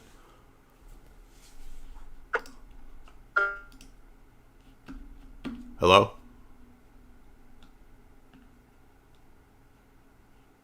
Your position. Sorry, I'm in a You cut out. Can you start over? Yeah, I guess. So incorruptibility wouldn't necessarily be an indication of sainthood or sanctity or God's blessing necessarily from an Orthodox perspective. Well, I mean, again, you tell me. Do I need to become a Rosicrucian because the supposed founder of Rosicrucianism is an incorruptible? No, definitely not. Oh. And I would say, I mean, I am a traditional Catholic who is getting opened up to the mind of Orthodoxy and trying to make sense of it. So I'm just kind of inquiring from that perspective. And I guess one thing that stands out to me is that those that are like in the trad cat world, I think, are functionally trying to be Orthodox and just don't realize it, given their, their objections to the papacy's overreach and especially with Vatican II and questioning things about the Pope. Would you say that's an analogous position based on your... Well, they're searching and groping in the right direction, but Orthodoxy is not just Catholicism without the Pope. I mean, there's a whole bunch of other stuff that makes it very different.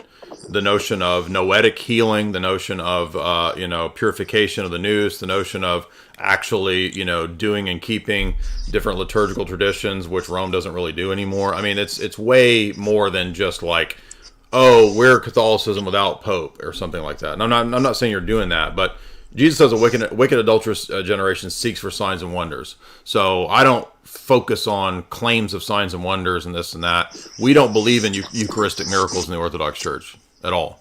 So, in fact, the liturgy gets stopped, and it's considered a temptation to prelest most of the time when this stuff happens. And it's precisely because of all the delusions that we see throughout the Roman Catholic world, such as Margaret Mary Alacoque carving in her chest Jesus' name and all this nonsense, and circumcision rings and spiritual orgasms of Teresa. I mean, all this stuff is nonsense. Right. Well, that makes sense, and probably so. You're in the first 1,000 years, there were differences in theologies between East and West. If they weren't identified as errors by one of the ecumenical councils, is that the idea that maybe those can coexist and not maybe exclude someone from membership in the church? Well, differences of theology is principally what the ecumenical councils are there to rectify. And so what happens in the 7 ecumenical councils? How much, quote, Latin theology is ratified? Not a lot. Most of the ecumenical councils ratify the Eastern Church Fathers and their exegesis and their theological treatises on every one of those topics. And so, for example, on the doctrines of original sin versus ancestral sin, those, if I'm not mistaken, may have not been, are not maybe clarified in the first 1,000 years as far as the distinctions between the two, or am I just mistaken on that understanding? I mean, the Orthodox position didn't need those kind of clarifications because we weren't tempted with the Augustinian confusion. So because we don't have Augustinianism, a lot of those disputes never... Brothers, I'm sorry, man. It's just... I can't... This is just next level noise, bro. Anyway, it's okay. I'm not mad. There's a 3-hour talk I have on Augustinian original sin. I would recommend checking that out. So let's see. Next up, Udex.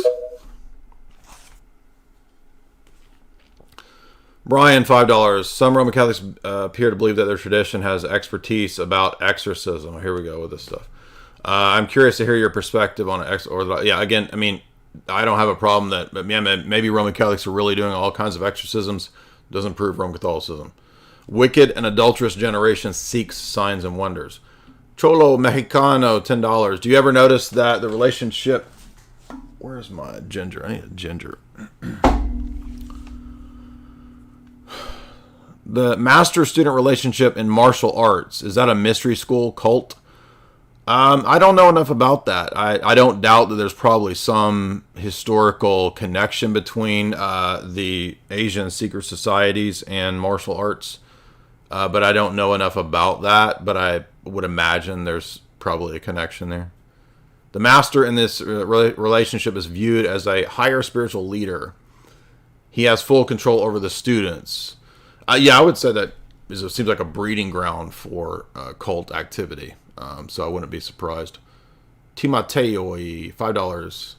I liked Myron in the debate. He was a good moderator. If you get a chance, have him moderate again. You should take it. I think we were talking about a 3-on-3.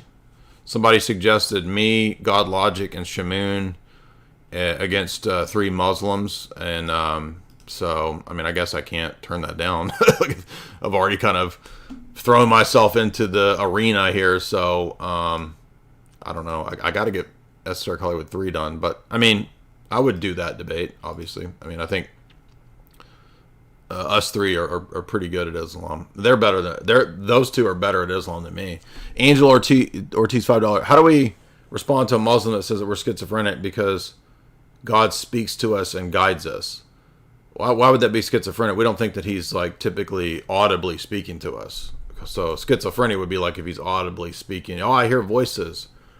I mean, the way that God has spoken to us is in divine revelation, in the life of the church, in the liturgy. That's what we mean by him speaking to us like 99.9% of the time. They say that we're crazy because God resides in us.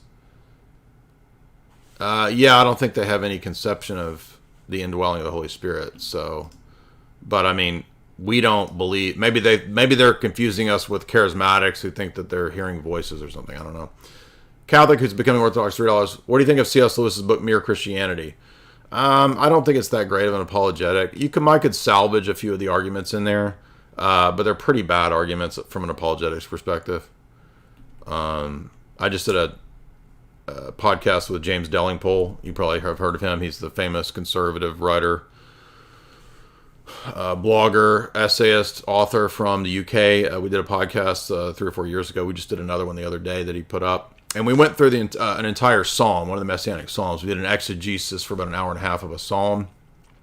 And he was agreeing with me that C.S. Lewis's book on the Psalms is pretty bad. So I'll take C.S. Lewis as a fiction writer and then pretty much ignore the apologetics and theology. It's pretty bad. Although he does in one place come pretty close to a transcendental argument, so I'll give him credit for that. But Big Goon, $10. I am paying here for my sins to be forgiven. Oh wait, I thought this was a Roman Catholic live stream. I appreciate that. Pork Stuff, $5. You would make a great guest for Pop Culture Crisis on Timcast. Well, I've messaged with Mary Morgan a few times, and we thought we were going to get Jamie on there. Last time I went to Timcast, I was going to leave her a book, but then I didn't realize that Tim has whole new studios, and it's different from where Mary Morgan. So Mary Morgan's podcast, they do that at the old former Timcast studio. So anyway, I didn't get to leave her a book, but yeah, I would definitely go in there. But I think Jamie would be a good guest too. But last time I was saying that, then they were like, well, why don't you just come on the Timcast? So I was like, okay, whatever. That sounds good. And I think we'll be going back again, like I said, in the next few weeks to debate sim theory. So that'll be fun on the Tenet Media debate platform where they have like 4 people at a table debating. I'm sure you've seen Tim Gordon on there. You've seen Rachel and Andrew on there. So MKG, $10. I'm sorry for the long-winded question. What I meant to ask was, where does debate rank? I honestly, I'll do debate because people like it. It gets a lot of views. It's entertaining. I don't absolutely hate it. I go through phases where I like debating for a few weeks and then I get sick of it and I want to do other stuff. But we've always done that over here. Over on my channel, we've always cycled through different things. And, you know, that just breaks up the monotony. And I will always be doing that. I'm never going to be just doing one thing, hopefully. It's just too boring to me. I can't sit and have... One reason is the monotony, right? Like unfortunately, when you do debates... most of the time you're hearing the same arguments. That's why I've put a pause on the atheist debates, because it's literally the same atheist debate that I've had since like age 19. Like, they don't change. Some of the wording changes or this or that, but trust me, dude, you have the same debate. Imagine debating the same thing for like 20 plus years. You get sick of it. So I want to talk about other things, man. Come on. So, you know, Islam is a new domain, but even that's kind of getting old. I mean, we've done since 2017 was the first Muslim debate, I think. Was it? Let's see.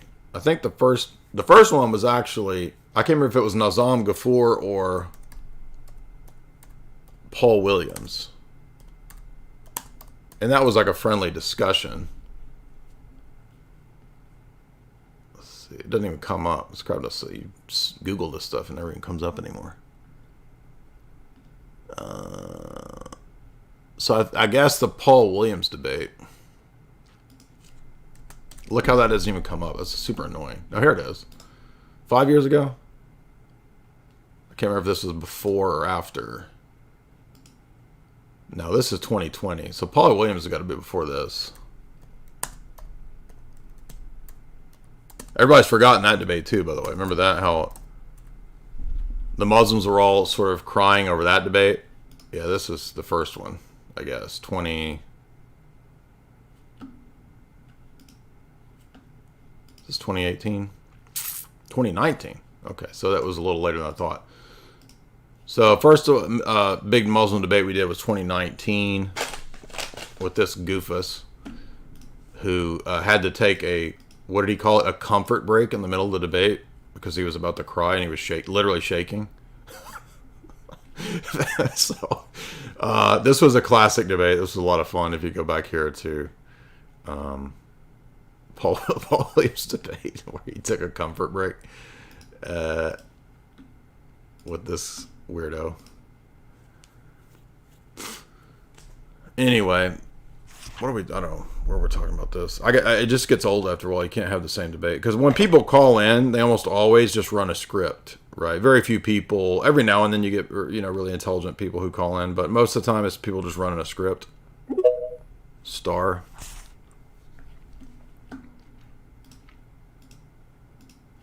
Yes, he literally He literally starts shaking in the debate and says, "I've got to take a comfort break here. I'll be back. Pause, please. I'll be back in a few moments. I've got to take a comfort break." And he runs off to pee and stops shaking. And by the way, Paul Williams admitted he lost the debate. By the way, after this, he admitted on Twitter they lost, which I appreciate. He was honest about it. What's up? Hey, Jed, can you hear me? Mm-hmm.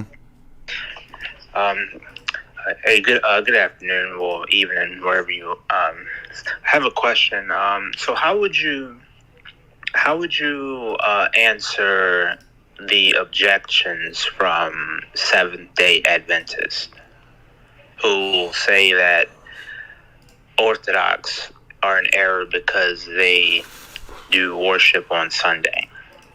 Yeah, so the Seventh-day Adventism is another heresy of Judaism that we already answered in the first section. The New Testament makes it very clear that the church worshipped on the first day of the week. The Orthodox Church, by the way, does still honor the seventh-day Sabbath. They honor it by the Saturday Vespers service. So we don't technically not honor the seventh-day Sabbath, but the worship is to be done on the Lord's Day. The early church held councils to settle this issue, and so any attempt to go back to Judaizing is automatically discounted by the fact that the Seventh-day Adventists are a sect invented 120 or 30 years ago. So automatic discount. So any sect or group that comes into existence after the times of the apostles, automatically canceled out. That's the beauty of the Matthew 16, gates will never prevail against the church passage. Udex.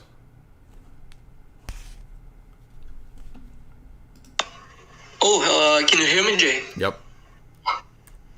Great. I would just want to say you are very, very good on all of these topics. You address them perfectly, and I hope you continue doing it by the grace of God. Also, I wanted to address, if you want, or I can just ask my questions. I wanted to address also some short history on the Macedonian Orthodox Church, since you mentioned it, and it got to my head a bit. Technically, the schism was mainly because of linguistic differences, but I was wondering, actually, were the baptisms valid during the schism? Well, I don't think that a temporary local schism would invalidate sacramental grace, and the way that sacramental grace would be deemed invalid is when you have an explicit excommunication and rejection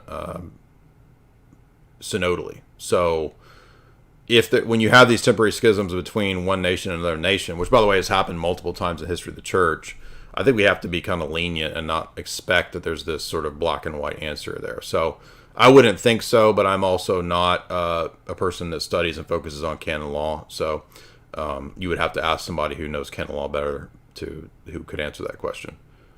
Dogam.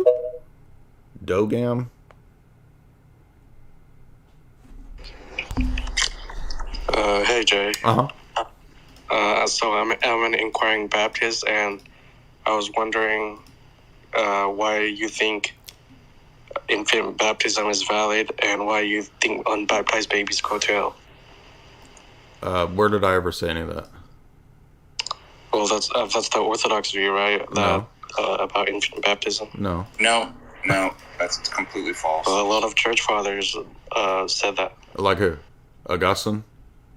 Yeah, and Saint Cyril and all that stuff. No, Saint Cyril doesn't say that. By the way, that's not how Orthodoxy works. You don't just pick your favorite church father to construct your heresy.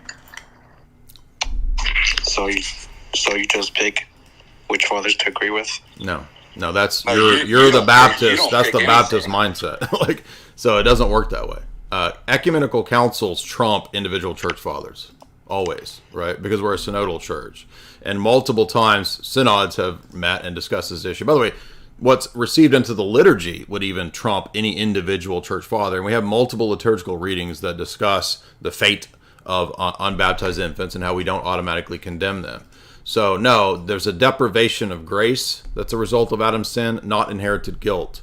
And that's why the Orthodox Church has always rejected the notion of inherited guilt, as has the Roman Catholic Church. You understand that nobody believes in inherited guilt anymore except for Calvinists. So literally the only people that you could find, maybe Lutherans, that you could find that believe in inherited guilt would be Lutherans and Calvinists. And so it's not even a position anybody holds except for those groups. So if you're coming to Orthodoxy, you have to understand that you got to reorient your whole perspective, not just on this one question, because this question is a result of Christology.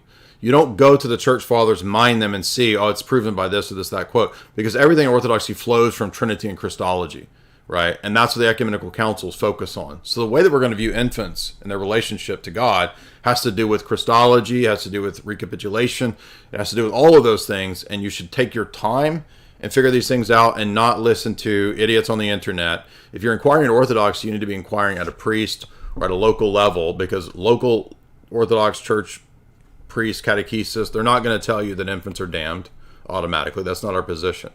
So stop listening to idiots on Twitter to get your information on about Orthodoxy. Thomas. It's the Meat Fair Sunday readings that say that we don't automatically damn the infants. That does not mean they automatically go to heaven, right? They go to the same eschaton, but some of the church fathers speculate that there is a natural felicity that's accorded to them. Now, we're not told that, though, so we don't know. But there is nothing that says they're automatically damned, right? So they're baptized for, quote, remission of sins, meaning the remission of, quote, original sin. That is not original guilt. Sometimes the effects of original sin are spoken of as, quote, original sin. That does not mean inherited guilt. And everybody who misunderstands these passages just assumes that the deprivation of grace means original guilt and that Adam's guilt is transferred to babies. And we do not teach that.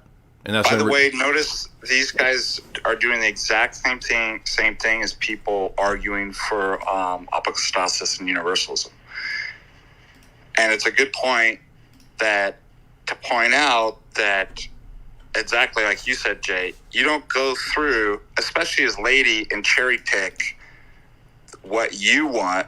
And it's about reception. Neither apostasis or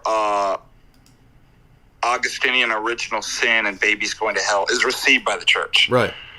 So it doesn't matter how many, that's not how we do theology. You don't have a laity outside of the church and the church life reading theology books and the fathers and cherry picking and building a case. That's Protestantism. And it's totally heretical. Yeah. There's a whole section in this well-known, used everywhere, dogmatic exegesis from Pomazanski. It's used all throughout the Orthodox Church, Orthodox dogmatic theology. There's a whole section rejecting the Augustinian view of original sin because Orthodoxy does that. And the only people who keep pushing this are idiots on Twitter who only are there to cause division and schism. They don't have any fruits except confusing everybody. That's all they do. And by the way, leading some idiots into Roman Catholicism. So good job there, Latinizers.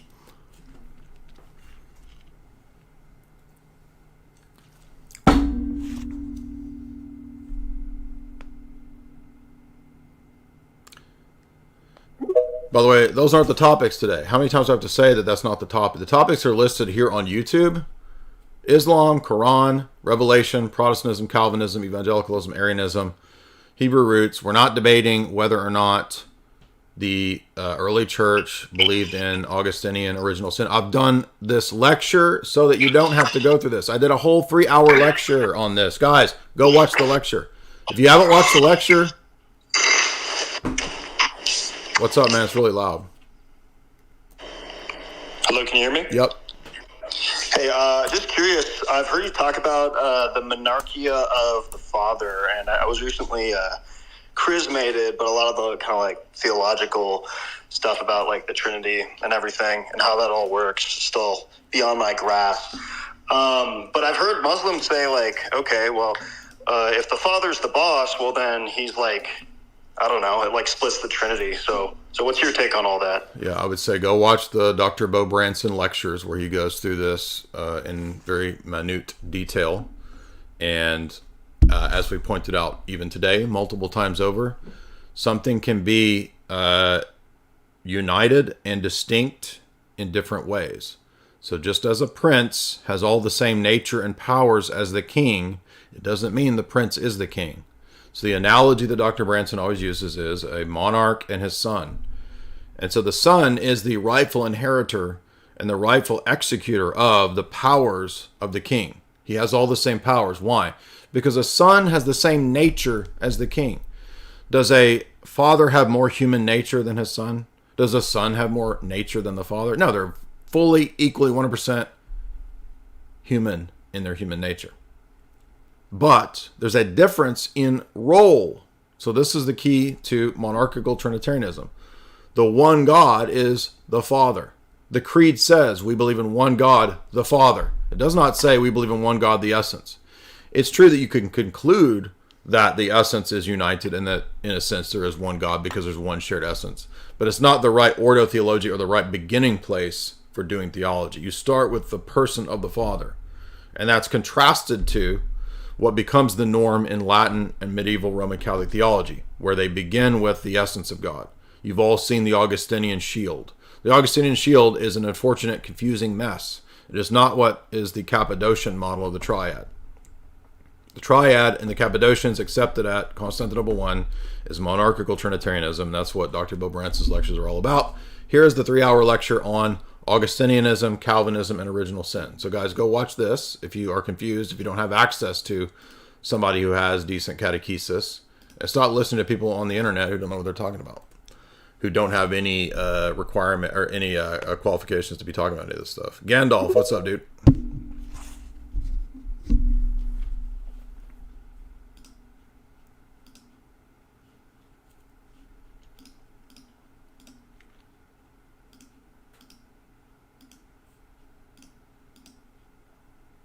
Gotta unmute Gandalf.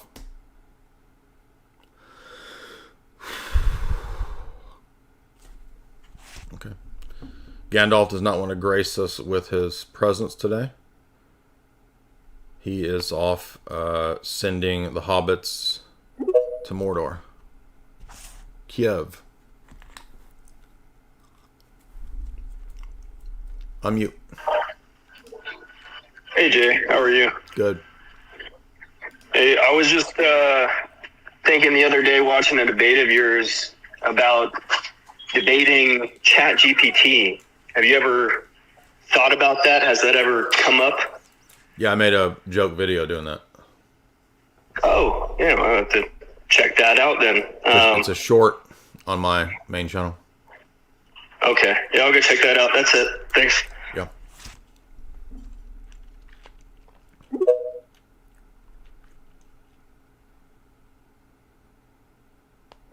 Thomas?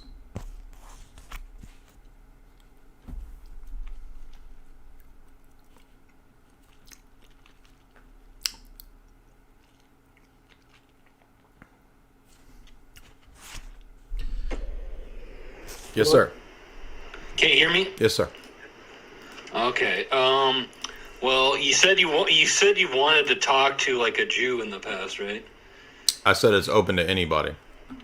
Okay. Well, I am in the process of converting to Judaism, so I would like to give my objections to Christianity. From what? Well, my objections would come from the Torah itself. Converting from what? Oh, I'm converting from Christianity. I get it. What kind? What was what I'm asking? I was originally Roman Catholic. Okay, and what's the argument? I mean, I could see why if you're a Roman Catholic you would no longer believe it, but I mean, because that's not authentic Christianity. So what's your argument? Okay. Well, okay, my argument against Christianity would be that Christians want to claim they believe that they're the true Israel, and my understanding is the Eastern Orthodox would say they are as well. Most Reformed Christians would either be supersessionist or, if you're Protestant, covenant theology. They want to claim to be Israel, but they don't keep most of the commandments, or a lot of them. And there's a prohibition in the Torah on adding and subtracting from it. So if there's a prohibition on adding and subtracting from the Torah... Oh, okay. So you mean like the Talmud is an addition to the Torah? Well, that would be a tu quoque fallacy. So. No, it's not. It's not tu quoque. We're not ducks here. Tu quoque and it's not to say that that's what your position is. Okay. No. Even if rabbinicism is false, it wouldn't make Christianity true. I didn't say that. I'm just asking you. Well, if by your own standards, what would the Talmud be if you can't add to the Torah? No, the Talmud isn't adding to the Torah. Yes, it is. What are you talking about? No, nothing about it is adding to the Torah. No, that's not true. Rabbinical Judaism does not treat the Torah as primary. It treats the rabbinical rulings as superseding the Torah. No, the rabbinical rulings aren't considered revelation. They're considered authoritative, but not revelation. Okay, well, it doesn't, like, you're bound by those over what you think the Torah says. I didn't say they were revelation. I said that they're treated as authoritative. Right, but just because you treat something as authoritative doesn't mean you're adding or subtracting from it. Well, in principle it is, though, because you just said that you can't add or subtract to it, but that's authoritative. And do you really think that what's in the Talmud is consistent with the revelation of the Torah? I absolutely do think it is, okay. yes. So how many messiahs are there? Well, that's a theological issue. That's not a commandments issue. Where's the distinction between those? No, you're not distinguishing between halakhic rulings and midrashim and agadah. Okay, so, but again, this is an issue of pretty key importance, I would say, right? The coming of the Messiah? Well, Messiah, as understood by Maimonides, and I would go by his understanding, he says that the commandment to believe in a Messiah is just to believe in establishing a king. He doesn't have to be some sort of eschatological Superman figure. He's just a regular guy, like all the other kings Israel had. So. Well, is he called the Son in Psalm 110? Well, that's a different issue. That isn't Torah. That's the Psalms. So, is it not a messianic prophecy? Well, it's a devotional thing, but it wouldn't be revelation because there's no progressive revelation in Judaism.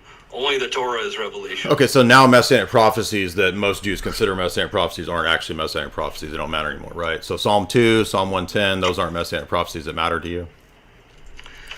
No, I mean, like you're not making a proper distinction between what's Torah and what's not. It doesn't. I don't care what you think they are. Are they messianic prophecies or not? They could be, I guess.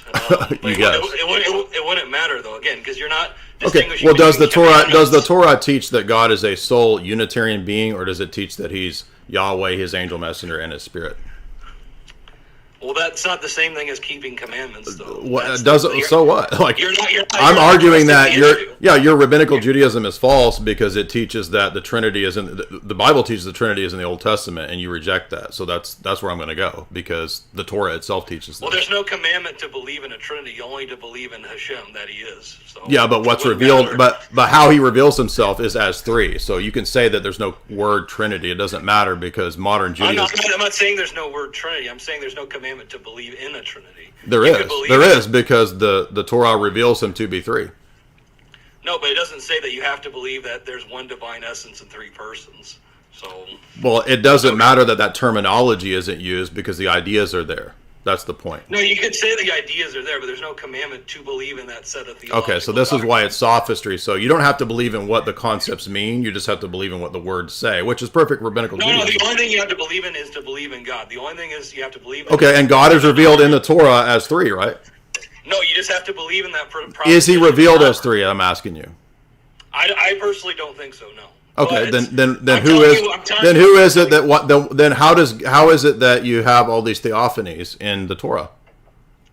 Well, the being that you'd call the angel of the Lord, it says God's name is in him. It doesn't say that He is God. It says multiple times that no, He is called God. It says that Hagar saw God. No, it says His name is in him. No, it says Hagar saw God. Hagar, Genesis. But let me go back. You realize there's dozens of these. But again, there's no commandment to believe. It doesn't matter if you have to worship Him as He's revealed. And you said you don't. That's not a command. No, that's your arbitrary. So this is perfect rabbinic Judaism because if He's revealed as three, and you're saying, well, I don't have to believe in three because the command is only to believe in God as one. No, the command is to believe in God as He's revealed, which is three. No, the commandment is to believe in Him and not believe in other gods. That's all it is. And He's revealed as three because I'm pointing out the text that you're ignoring. Well, you could believe that if you wanted to, but do the text say that? I don't think they do. In Isaiah, I just gave you no. You said that I gave you Hagar. I gave you Hagar. He's called she saw Yahweh. No, I mean, but again, metaphysical issues are different. So what is that's why you don't want to go to the text. So this is why you're a heretic. So it says that I in Genesis. I wanted to debate the commandments, and you moved to metaphysical issues. No, I'm going to what divine revelation says about the theophanies, which is where you don't want to go. So you're calling that metaphysical issues, and it's a debate within the history of Judaism itself, is it not? No, I mean, I didn't want to debate that because I'm not. You don't want to debate the text, exactly. So Genesis 16. Oh, you're not as knowledgeable of that, right? So that's why you would be led into the silliness. I'm just saying, there's other rabbinic people who could. Oh, okay. Mm-hmm. But you just don't want to address the issue of the commandments. No, because it's a stupid argument that I don't have to worship God. It is a stupid argument. You're saying I don't have to worship God as He's revealed because I have a rabbinical twisting of the text. There is. What an idiot.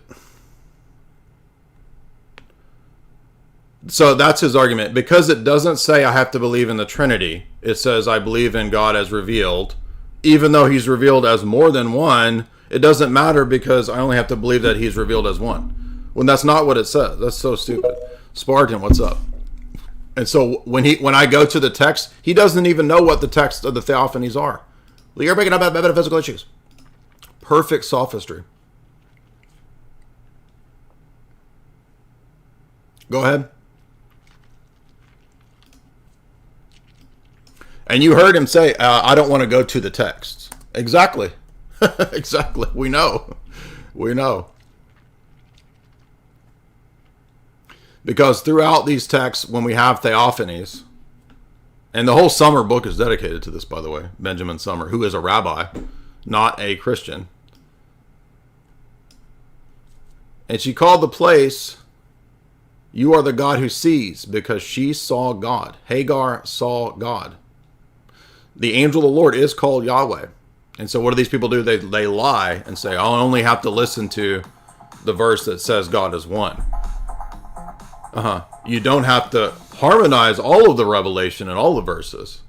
Oh, well, that's metaphysics, you see. I only have to listen to the command that God is one. So this is just a sophistry that allows you to make the rest of the text into whatever you want them to be based on one verse. And every heresy does this, where they say this one verse is the one that all the others have to be smushed into. So all the places where God reveals Himself visibly, or where Yahweh turns His face to Gideon, I don't have to listen to or care about any of those texts because that's metaphysical issues.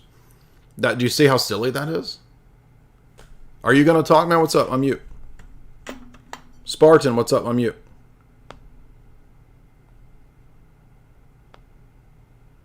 Okay, don't. Whatever. Nate Dogg. Hey, what's up, Jay?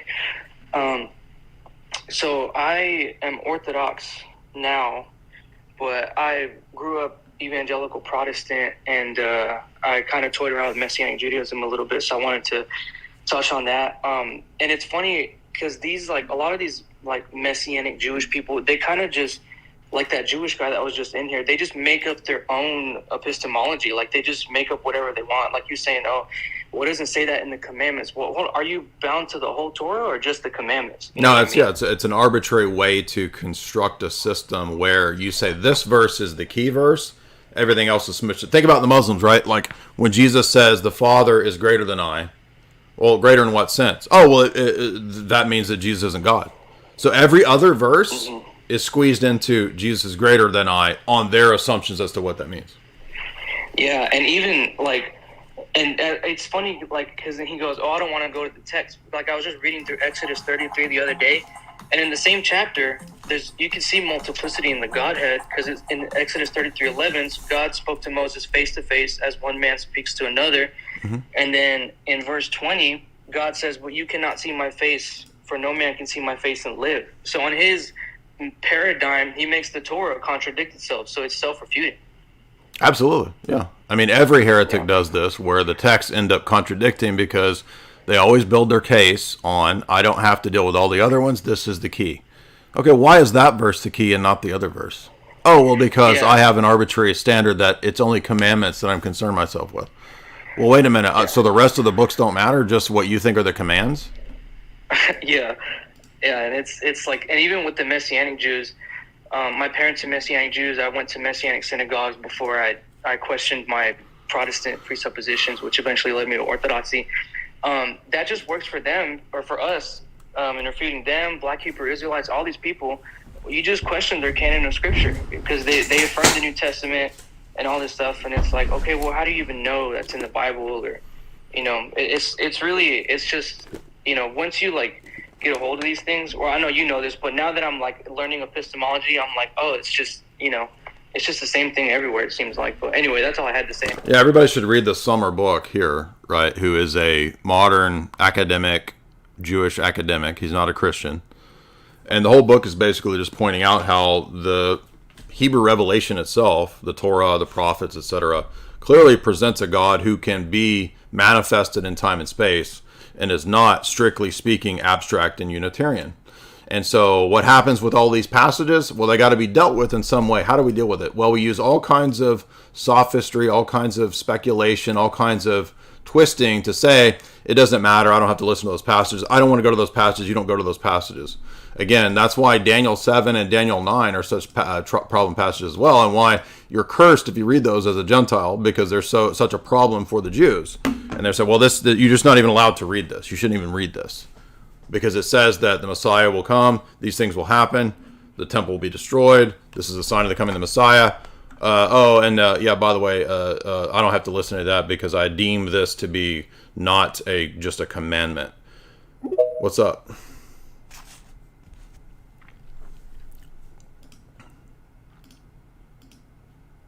Benjamin Summer. It's a famous book. I've cited it in multiple debates. I go through an entire talk at the beginning of the Daniel Hikikachu lecture, Bodies of God in the Ancient World of Israel. Now, I did a whole talk on just the theophanies in the Torah. We haven't even gotten to the prophets, the Psalms, etc.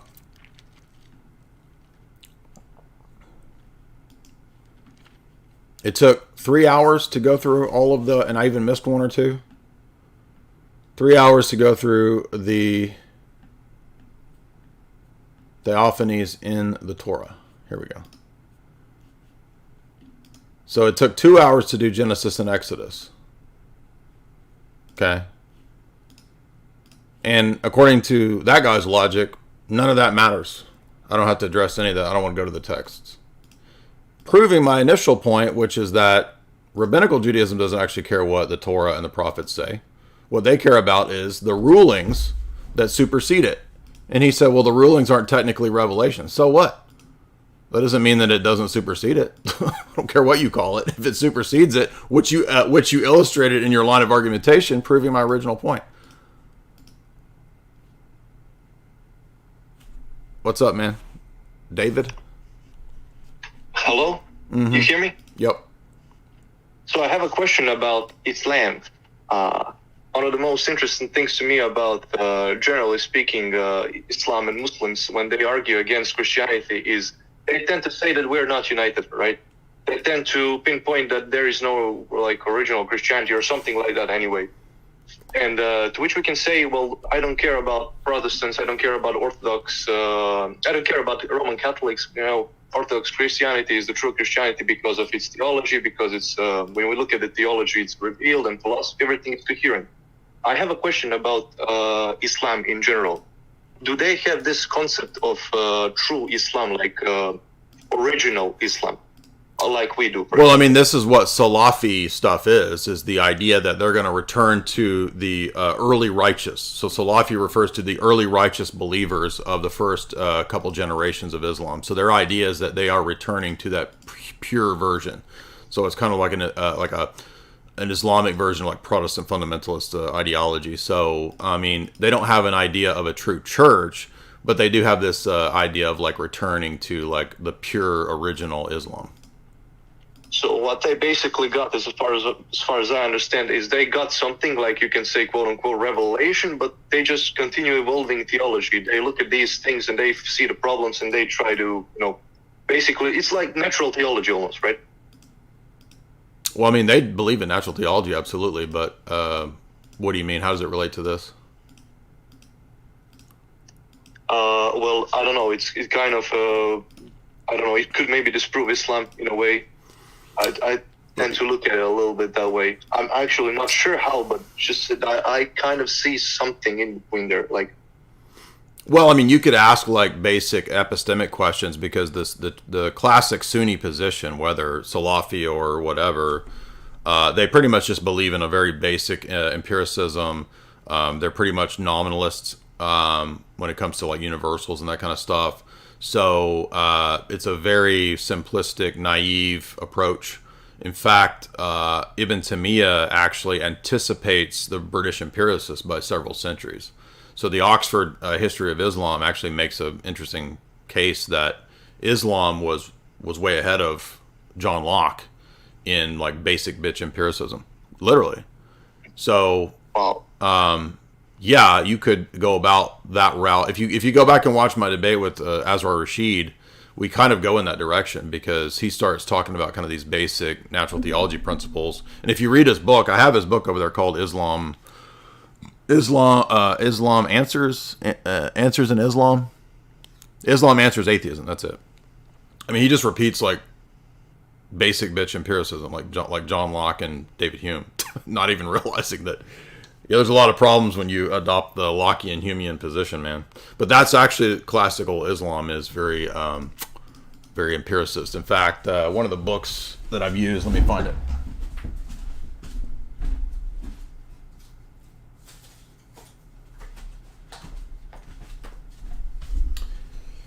And this is one of the early texts that Lewis and Kai had me get back when we did the first few Islamic debates. This is the commentary on the Creed of al-Nasafi, this one here. This book presents like the traditional, or what you could call the classic Sunni position. So they say, what are the three sources of knowledge? Sense data, narrative transmission of the Quran, and reasoning. So it's just a very simplistic approach to any kind of epistemic question. They repeat basically basic atomism, like in terms of metaphysics. And I'm not kidding. Like the more Muslims you talk to, like those guys that were the Sufi Neoplatonist guys in here the other day, they literally think that atomism isn't from the ancient Greeks, even though the ancient Greeks talked about this, like Democritus and these people. No, it's the Quran. That's where this comes from. So wait a minute, you spent the whole... They actually literally think that this isn't cribbed, just like the Quran is a rip-off copy of the Bible and the Talmud and a bunch of other things. Right? They actually think, no, the other things, even though they're prior in history, they're ripping off the Quran. Likewise, even though Greek atomism or Neoplatonism is centuries prior to the Quran, no, it's actually, this is all really from Islam. That's how much fraud this religion is. It'd be like, imagine Adam Smith being like, or excuse me, not Adam Smith. Imagine Joseph Smith being like, I created the essence-energy distinction. And it's in, it's not, but I'm just saying for a silly example, right? Like it's in the Book of Mormon, even though it's in all the church fathers.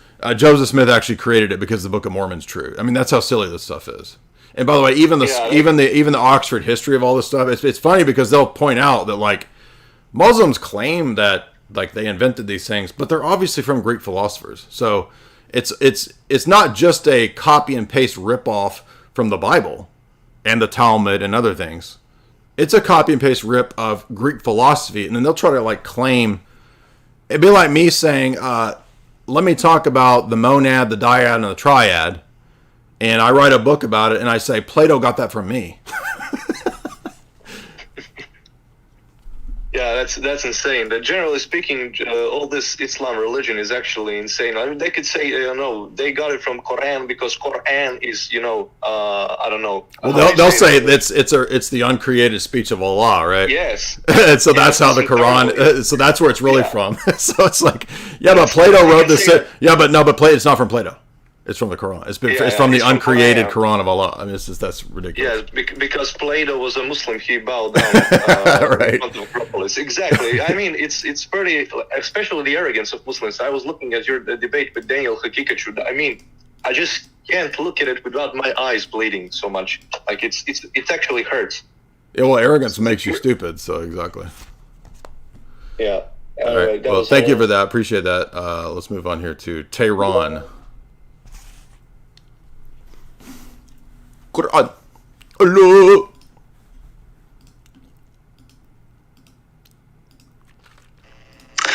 Hey, follow up on that point. I don't know if you can hear me. Yeah. Just an observation. It seems like a lot of the speakers are having kind of a Platonic worldview where reality is kind of separated into different categories that kind of Aristotle kind of refined.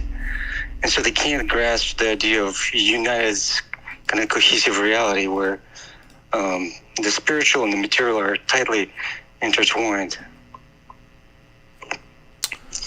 Yeah, I would say that's true. A lot of theology, a lot of people assume opposition, dialectical opposition. God is opposite the world. Time is opposite eternity. One is opposite the many. We don't think that there's opposition in these things. We think there's a both-and relationship. All of our theology is typically built on both ands. So essence inner distinction, is God one or is he many? Is he essence inner distinction mean he has parts? No, we affirm a both and. So, you know, is it grace or is it free will? It's a both and. Bill, what's up, Bill?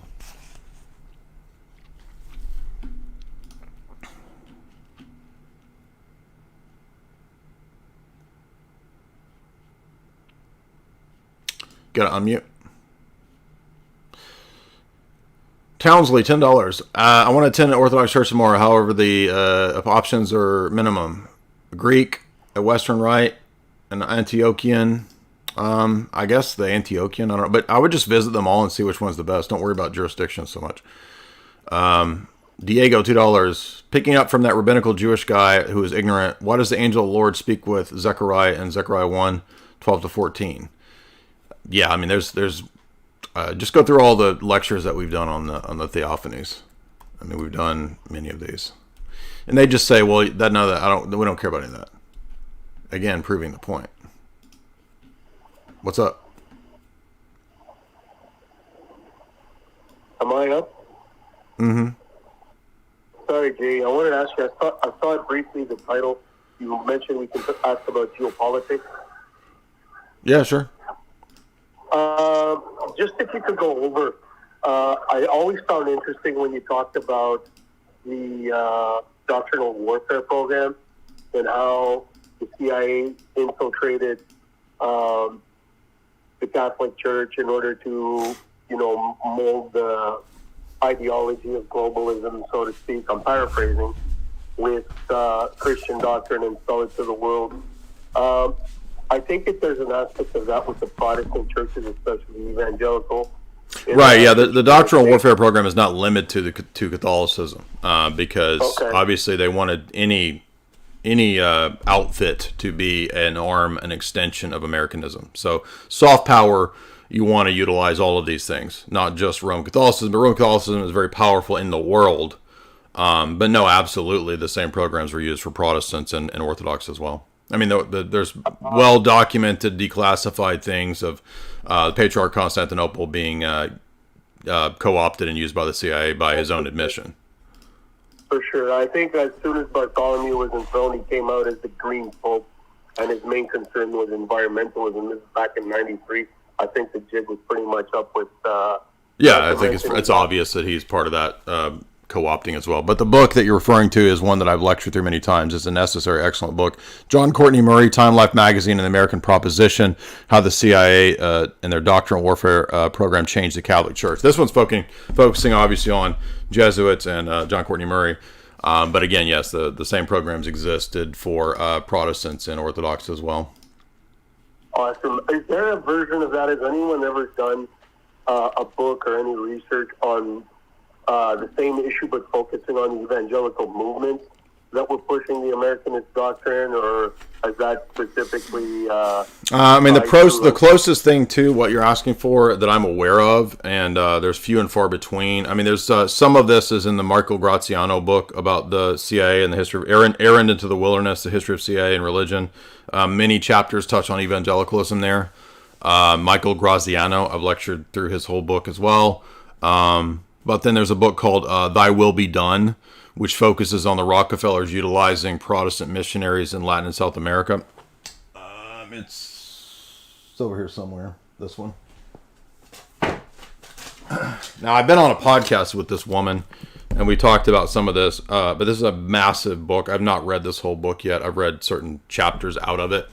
But I mean, this is like a beast. It's like a 1,000-page book, right? So, but this is Thy Will Be Done, Conquest of the Amazon, and this was really just focusing on Rockefeller use of evangelical missionaries for geopolitical purposes, for profit purposes. So it's not totally about, quote, CIA, but it overlaps a lot with that. But that might be what you're looking for. This actually has not been focused on. In fact, I've thought somebody should write a book on this topic, because we have the David Wenhoff book for Rome. Only really essays have been written about this in articles in Orthodoxy. But it's a huge problem, because it's an internal compromised control technique that the establishment can use to try to steer churches, and it's a huge issue, it's a huge problem, and it's an obvious public thing. And if you talk about it, you're a crazy conspiracy theorist, not supposed to talk about it. I am glad that more and more attention is being given to this, because I've talked about it for a long time. The American Conservative wrote a big article about it not too long ago, which was, to me, a huge vindication, because when I talked about this many years ago, people hated me for this. They got super mad, called me every name in the book. By the way, they did the same thing about what came out with fluoride. Did you see that the AP just admitted, big government study, that, it turns out fluoride does damage you in the water supply? Oh, well, I've been called an insane person for 20 years for talking about that. So, John Van Ripper.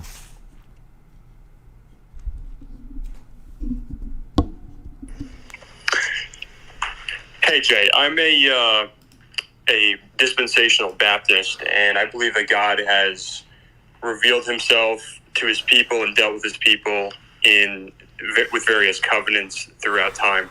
And two of those are the land covenant, or the Palestinian covenant, that God gave to Abraham, and one of them is the Davidic covenant that of the kingdom. Yeah, all of this is arbitrary and just made up and stupid. It's not made up. I mean, it is. It's totally made up. It's not made up because God, it is made up. God because made those promises. Your scheme is made up. Not that he didn't have those covenants, because Paul says the covenants are all one in Christ, and so you're making an arbitrary division between these things. Okay, but how do you realize those covenants spiritually when God made them as physical promises? I mean, really? You're going to ask something that silly when the book of Galatians and Hebrews explains how all of those promises are in Christ? How the gospel was preached in the wilderness in Hebrews 4. The gospel was preached to Abraham. Abraham believed in Jesus and thus believed the gospel. So there's not different ways to be saved. There's not different covenants for different pathways. There's only one. All of the covenants are one and yea in Christ, Paul says. Right, but it's not... That's not your view. What do you mean, right? That's not your view. No. I'm not saying that there are different ways to be saved. I'm saying that God some dispensationalists do believe that. So what do you mean? Well, that's incorrect. It's incorrect that some dispensationalists believe that? Yes, they do. I'm saying that those dispensationalists are incorrect. Okay. I believe that the true view would be that God made land promises and kingdom promises to Israel, and those haven't been fulfilled yet. Yes, they have. They're all fulfilled if you read the book of Acts, the rebuilding of the tabernacle of David. How does the book of Acts say that that's fulfilled? The rebuilding? Of the tabernacle of David. How does Peter exegete that passage as fulfilled? It's not going to be fulfilled until... See, this is why you don't even follow the New Testament. The book of Acts says, in the resurrection of Christ, that promise was fulfilled. So this is why you're in a sect. No. But yes. The fallen tabernacle of David is fulfilled in the resurrection of Christ. That refutes your whole point. So Christ's body is one fulfillment. No, it is the fulfillment. It is the only fulfillment. It is the fulfillment. but he is going to reign on the throne of David. Have you read the New Testament where every time Psalm 110 is cited, that it's cited as the ascension?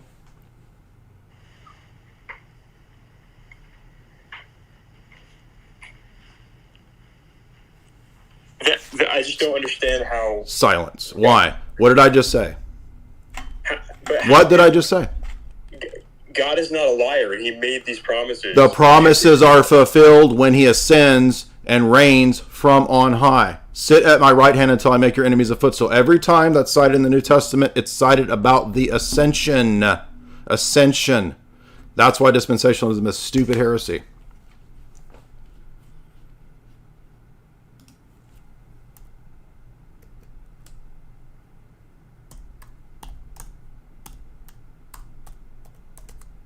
What a stupid position. I'm not being mean to this guy. I'm really struggling because I'm starting to get impatient. But all you have to do is read the New Testament's way it cites the Old Testament, and it literally refutes all of this nonsense.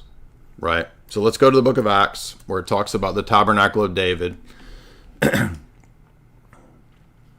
Acts 15.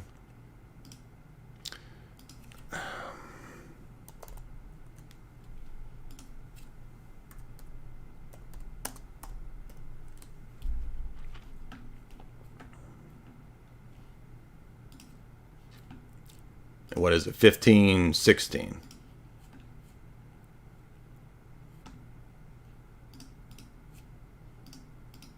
Then all the multitude kept silent, and they listened to Barnabas and Paul. Excuse me, by the way. No, it is Peter. I was right. After that, they became silent. James said, "Men and brethren, listen. Simon has declared that God visited the Gentiles to take out of them a people for his name. And with these, the words of the prophets agree. I will return and rebuild the tabernacle of David when it has fallen. I will rebuild its ruins, that the rest of mankind may seek the Lord, even the Gentiles who are called after my name." This whole passage is about the Gentiles being brought into the church. That is, due to the resurrection of Christ, the rebuilding of the tabernacle of David. Because what's the tabernacle of David? It is the kingdom of God, which is the church. What does Jesus say is the kingdom of God? It is not a literal 1,000-year reign of rebuilt temple and all this antichrist stuff where we reinstitute animal sacrifices like these idiots think. The kingdom of God is what? The church. Matthew 16:18. Not a millennial reign from Palestine. Then how is the promises fulfilled? In the resurrection of Christ and the ingathering of the Gentiles, which you just saw in Acts 15 as a reference to not something 2,000 years away, but in the very days of what they're talking about. Acts 15 is talking about, at the Jerusalem Council, the Gentiles being received into the church, which fulfills the promise of the tabernacle of David. It says it clear as day. Now let's look at another example that these goobers can't handle. The pouring out of the Holy Spirit mentioned in Joel. All of these goofballs think that this is something to do with the end of the world when the Antichrist comes. I will pour out my spirit upon all flesh, and they will prophesy. Blood, moon, and fire! Blood, moon, pies of Israel! The blood, moon, pies of Israel! What does Acts 2 and Peter say is the fulfillment of the blood moon and the pouring out of the Spirit from Joel? Oh, it's Pentecost. The very thing happening in this chapter. So all of this nonsense is literally refuted. If you want the easiest way to refute dispensationalism, look up Psalm 110. Do we know Psalm 110? Sit at my right hand until I make your enemies a footstool. I will make you a priest forever according to the order of Melchizedek. Every time the New Testament cites that passage of Psalm 110, it's a reference to the ascension, not the second coming. Yes, there's a second coming, and yes, it ultimately fulfills. Sit at my right hand until I make your enemies a footstool. But the church is where he reigns now. It is the spiritual kingdom on earth.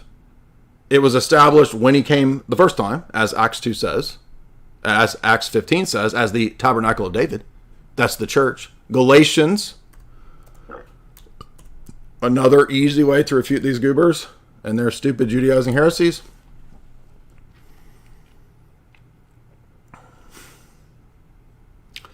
Now the computer doesn't want to. Now it's being all fussy. Come on, Galatians. Did the internet go out?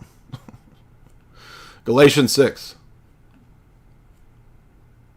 As many as walk according to this rule, the stuff that he says in the letter to the Galatians, peace be upon them and upon the Israel of God. The church in Galatia is who he calls the Israel of God. Read Hebrews 13. Those who serve at the earthly tabernacle have no right to eat from our altar in the church. No dispensationalist has an altar in their church because they're heretics. All right, we're gonna have to wind this down. I'm getting a little. My blood sugar's getting low, so I'm getting sassy. Dyer blocked me, so now he's come back. So he made a profile called Dyer blocked me. Hello. Mm-hmm. Yeah, so I can ask a question about your critique of Sola Scriptura. Of what? Sola Scriptura. Why did you make a profile called Dyer blocked me? Pretty self-explanatory. What? So it's pretty self-explanatory. Okay, what did I block you for? I think I was just trolling, making a bit too many jokes. Uh-huh. Can I just ask my question anyway? No. How about I block you again, and then you can make another profile. How's that? Okay, fair enough. Mumbling goobers. Maddie, what's up?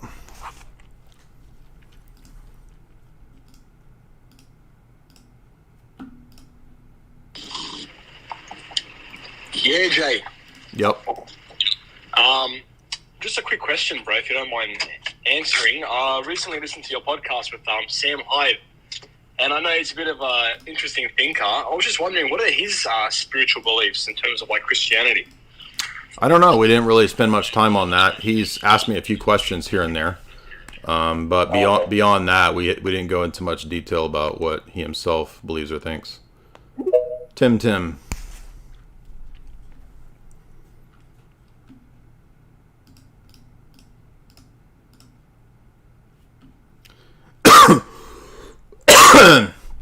Guys, head on over to chalk.com. Remember, that is the show sponsor, choq.com. All right, he can't connect. So people think, why is he so mean? A lot of the meanness actually just has to do with sitting here in this hot room for 4, 5, 6 hours, and my blood sugar gets low. So that's really the majority of this. So, I mean, I had breakfast. I haven't eaten since then, so I'm pretty spent. And if my blood sugar gets low, I start to get a little hangry. And you guys will experience that as you become middle-aged as well. Because, of course, you're not supposed to use certain slang when you're middle-aged. You're not allowed to use that Zoomer speak. Skibbity toilet, baby.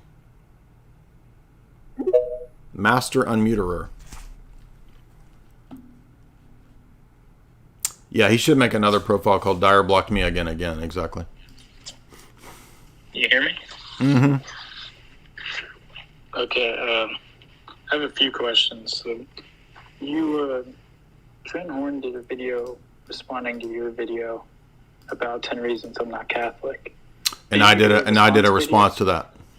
All right, so which video is that? Because I watched it a while ago, but I didn't watch the whole thing, and I did a 2-part response to it. Which video is it? Let me see. Oh, it's all.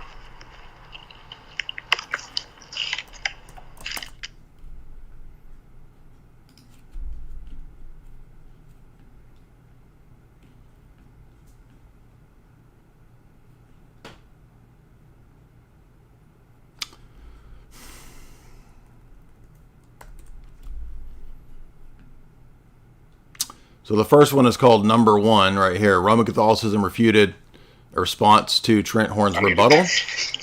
Forgive me. Go ahead. My wife and I were having a theology debate. Huh? What? I realized I unmuted when my wife and I were having a theology debate. So my first response is here, called Roman Catholicism refuted, Trent Horn's papalism, a response to Trent Horn's rebuttal. And then part 2 is a couple options underneath that. Roman Catholicism refuted, part 2. Okay, and can you say what's going on with the Russia and Ukraine, the church split? Yeah, I have many podcasts on that. You can go look at those podcasts on that. So.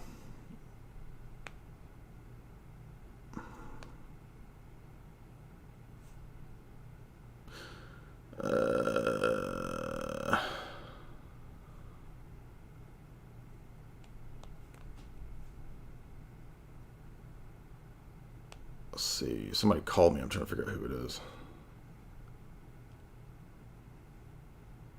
Anyway. All right. I think we're going to call it a night because I'm getting I don't want to get too sassy. So I want to thank you guys for joining me today. A lot of fun. We got some interesting objectors and debates going today. Be sure and head over to chalk.com. Use promo code J44Life. That's JAY44LIFE to get 44% off all those great chalk products over at chalk.com.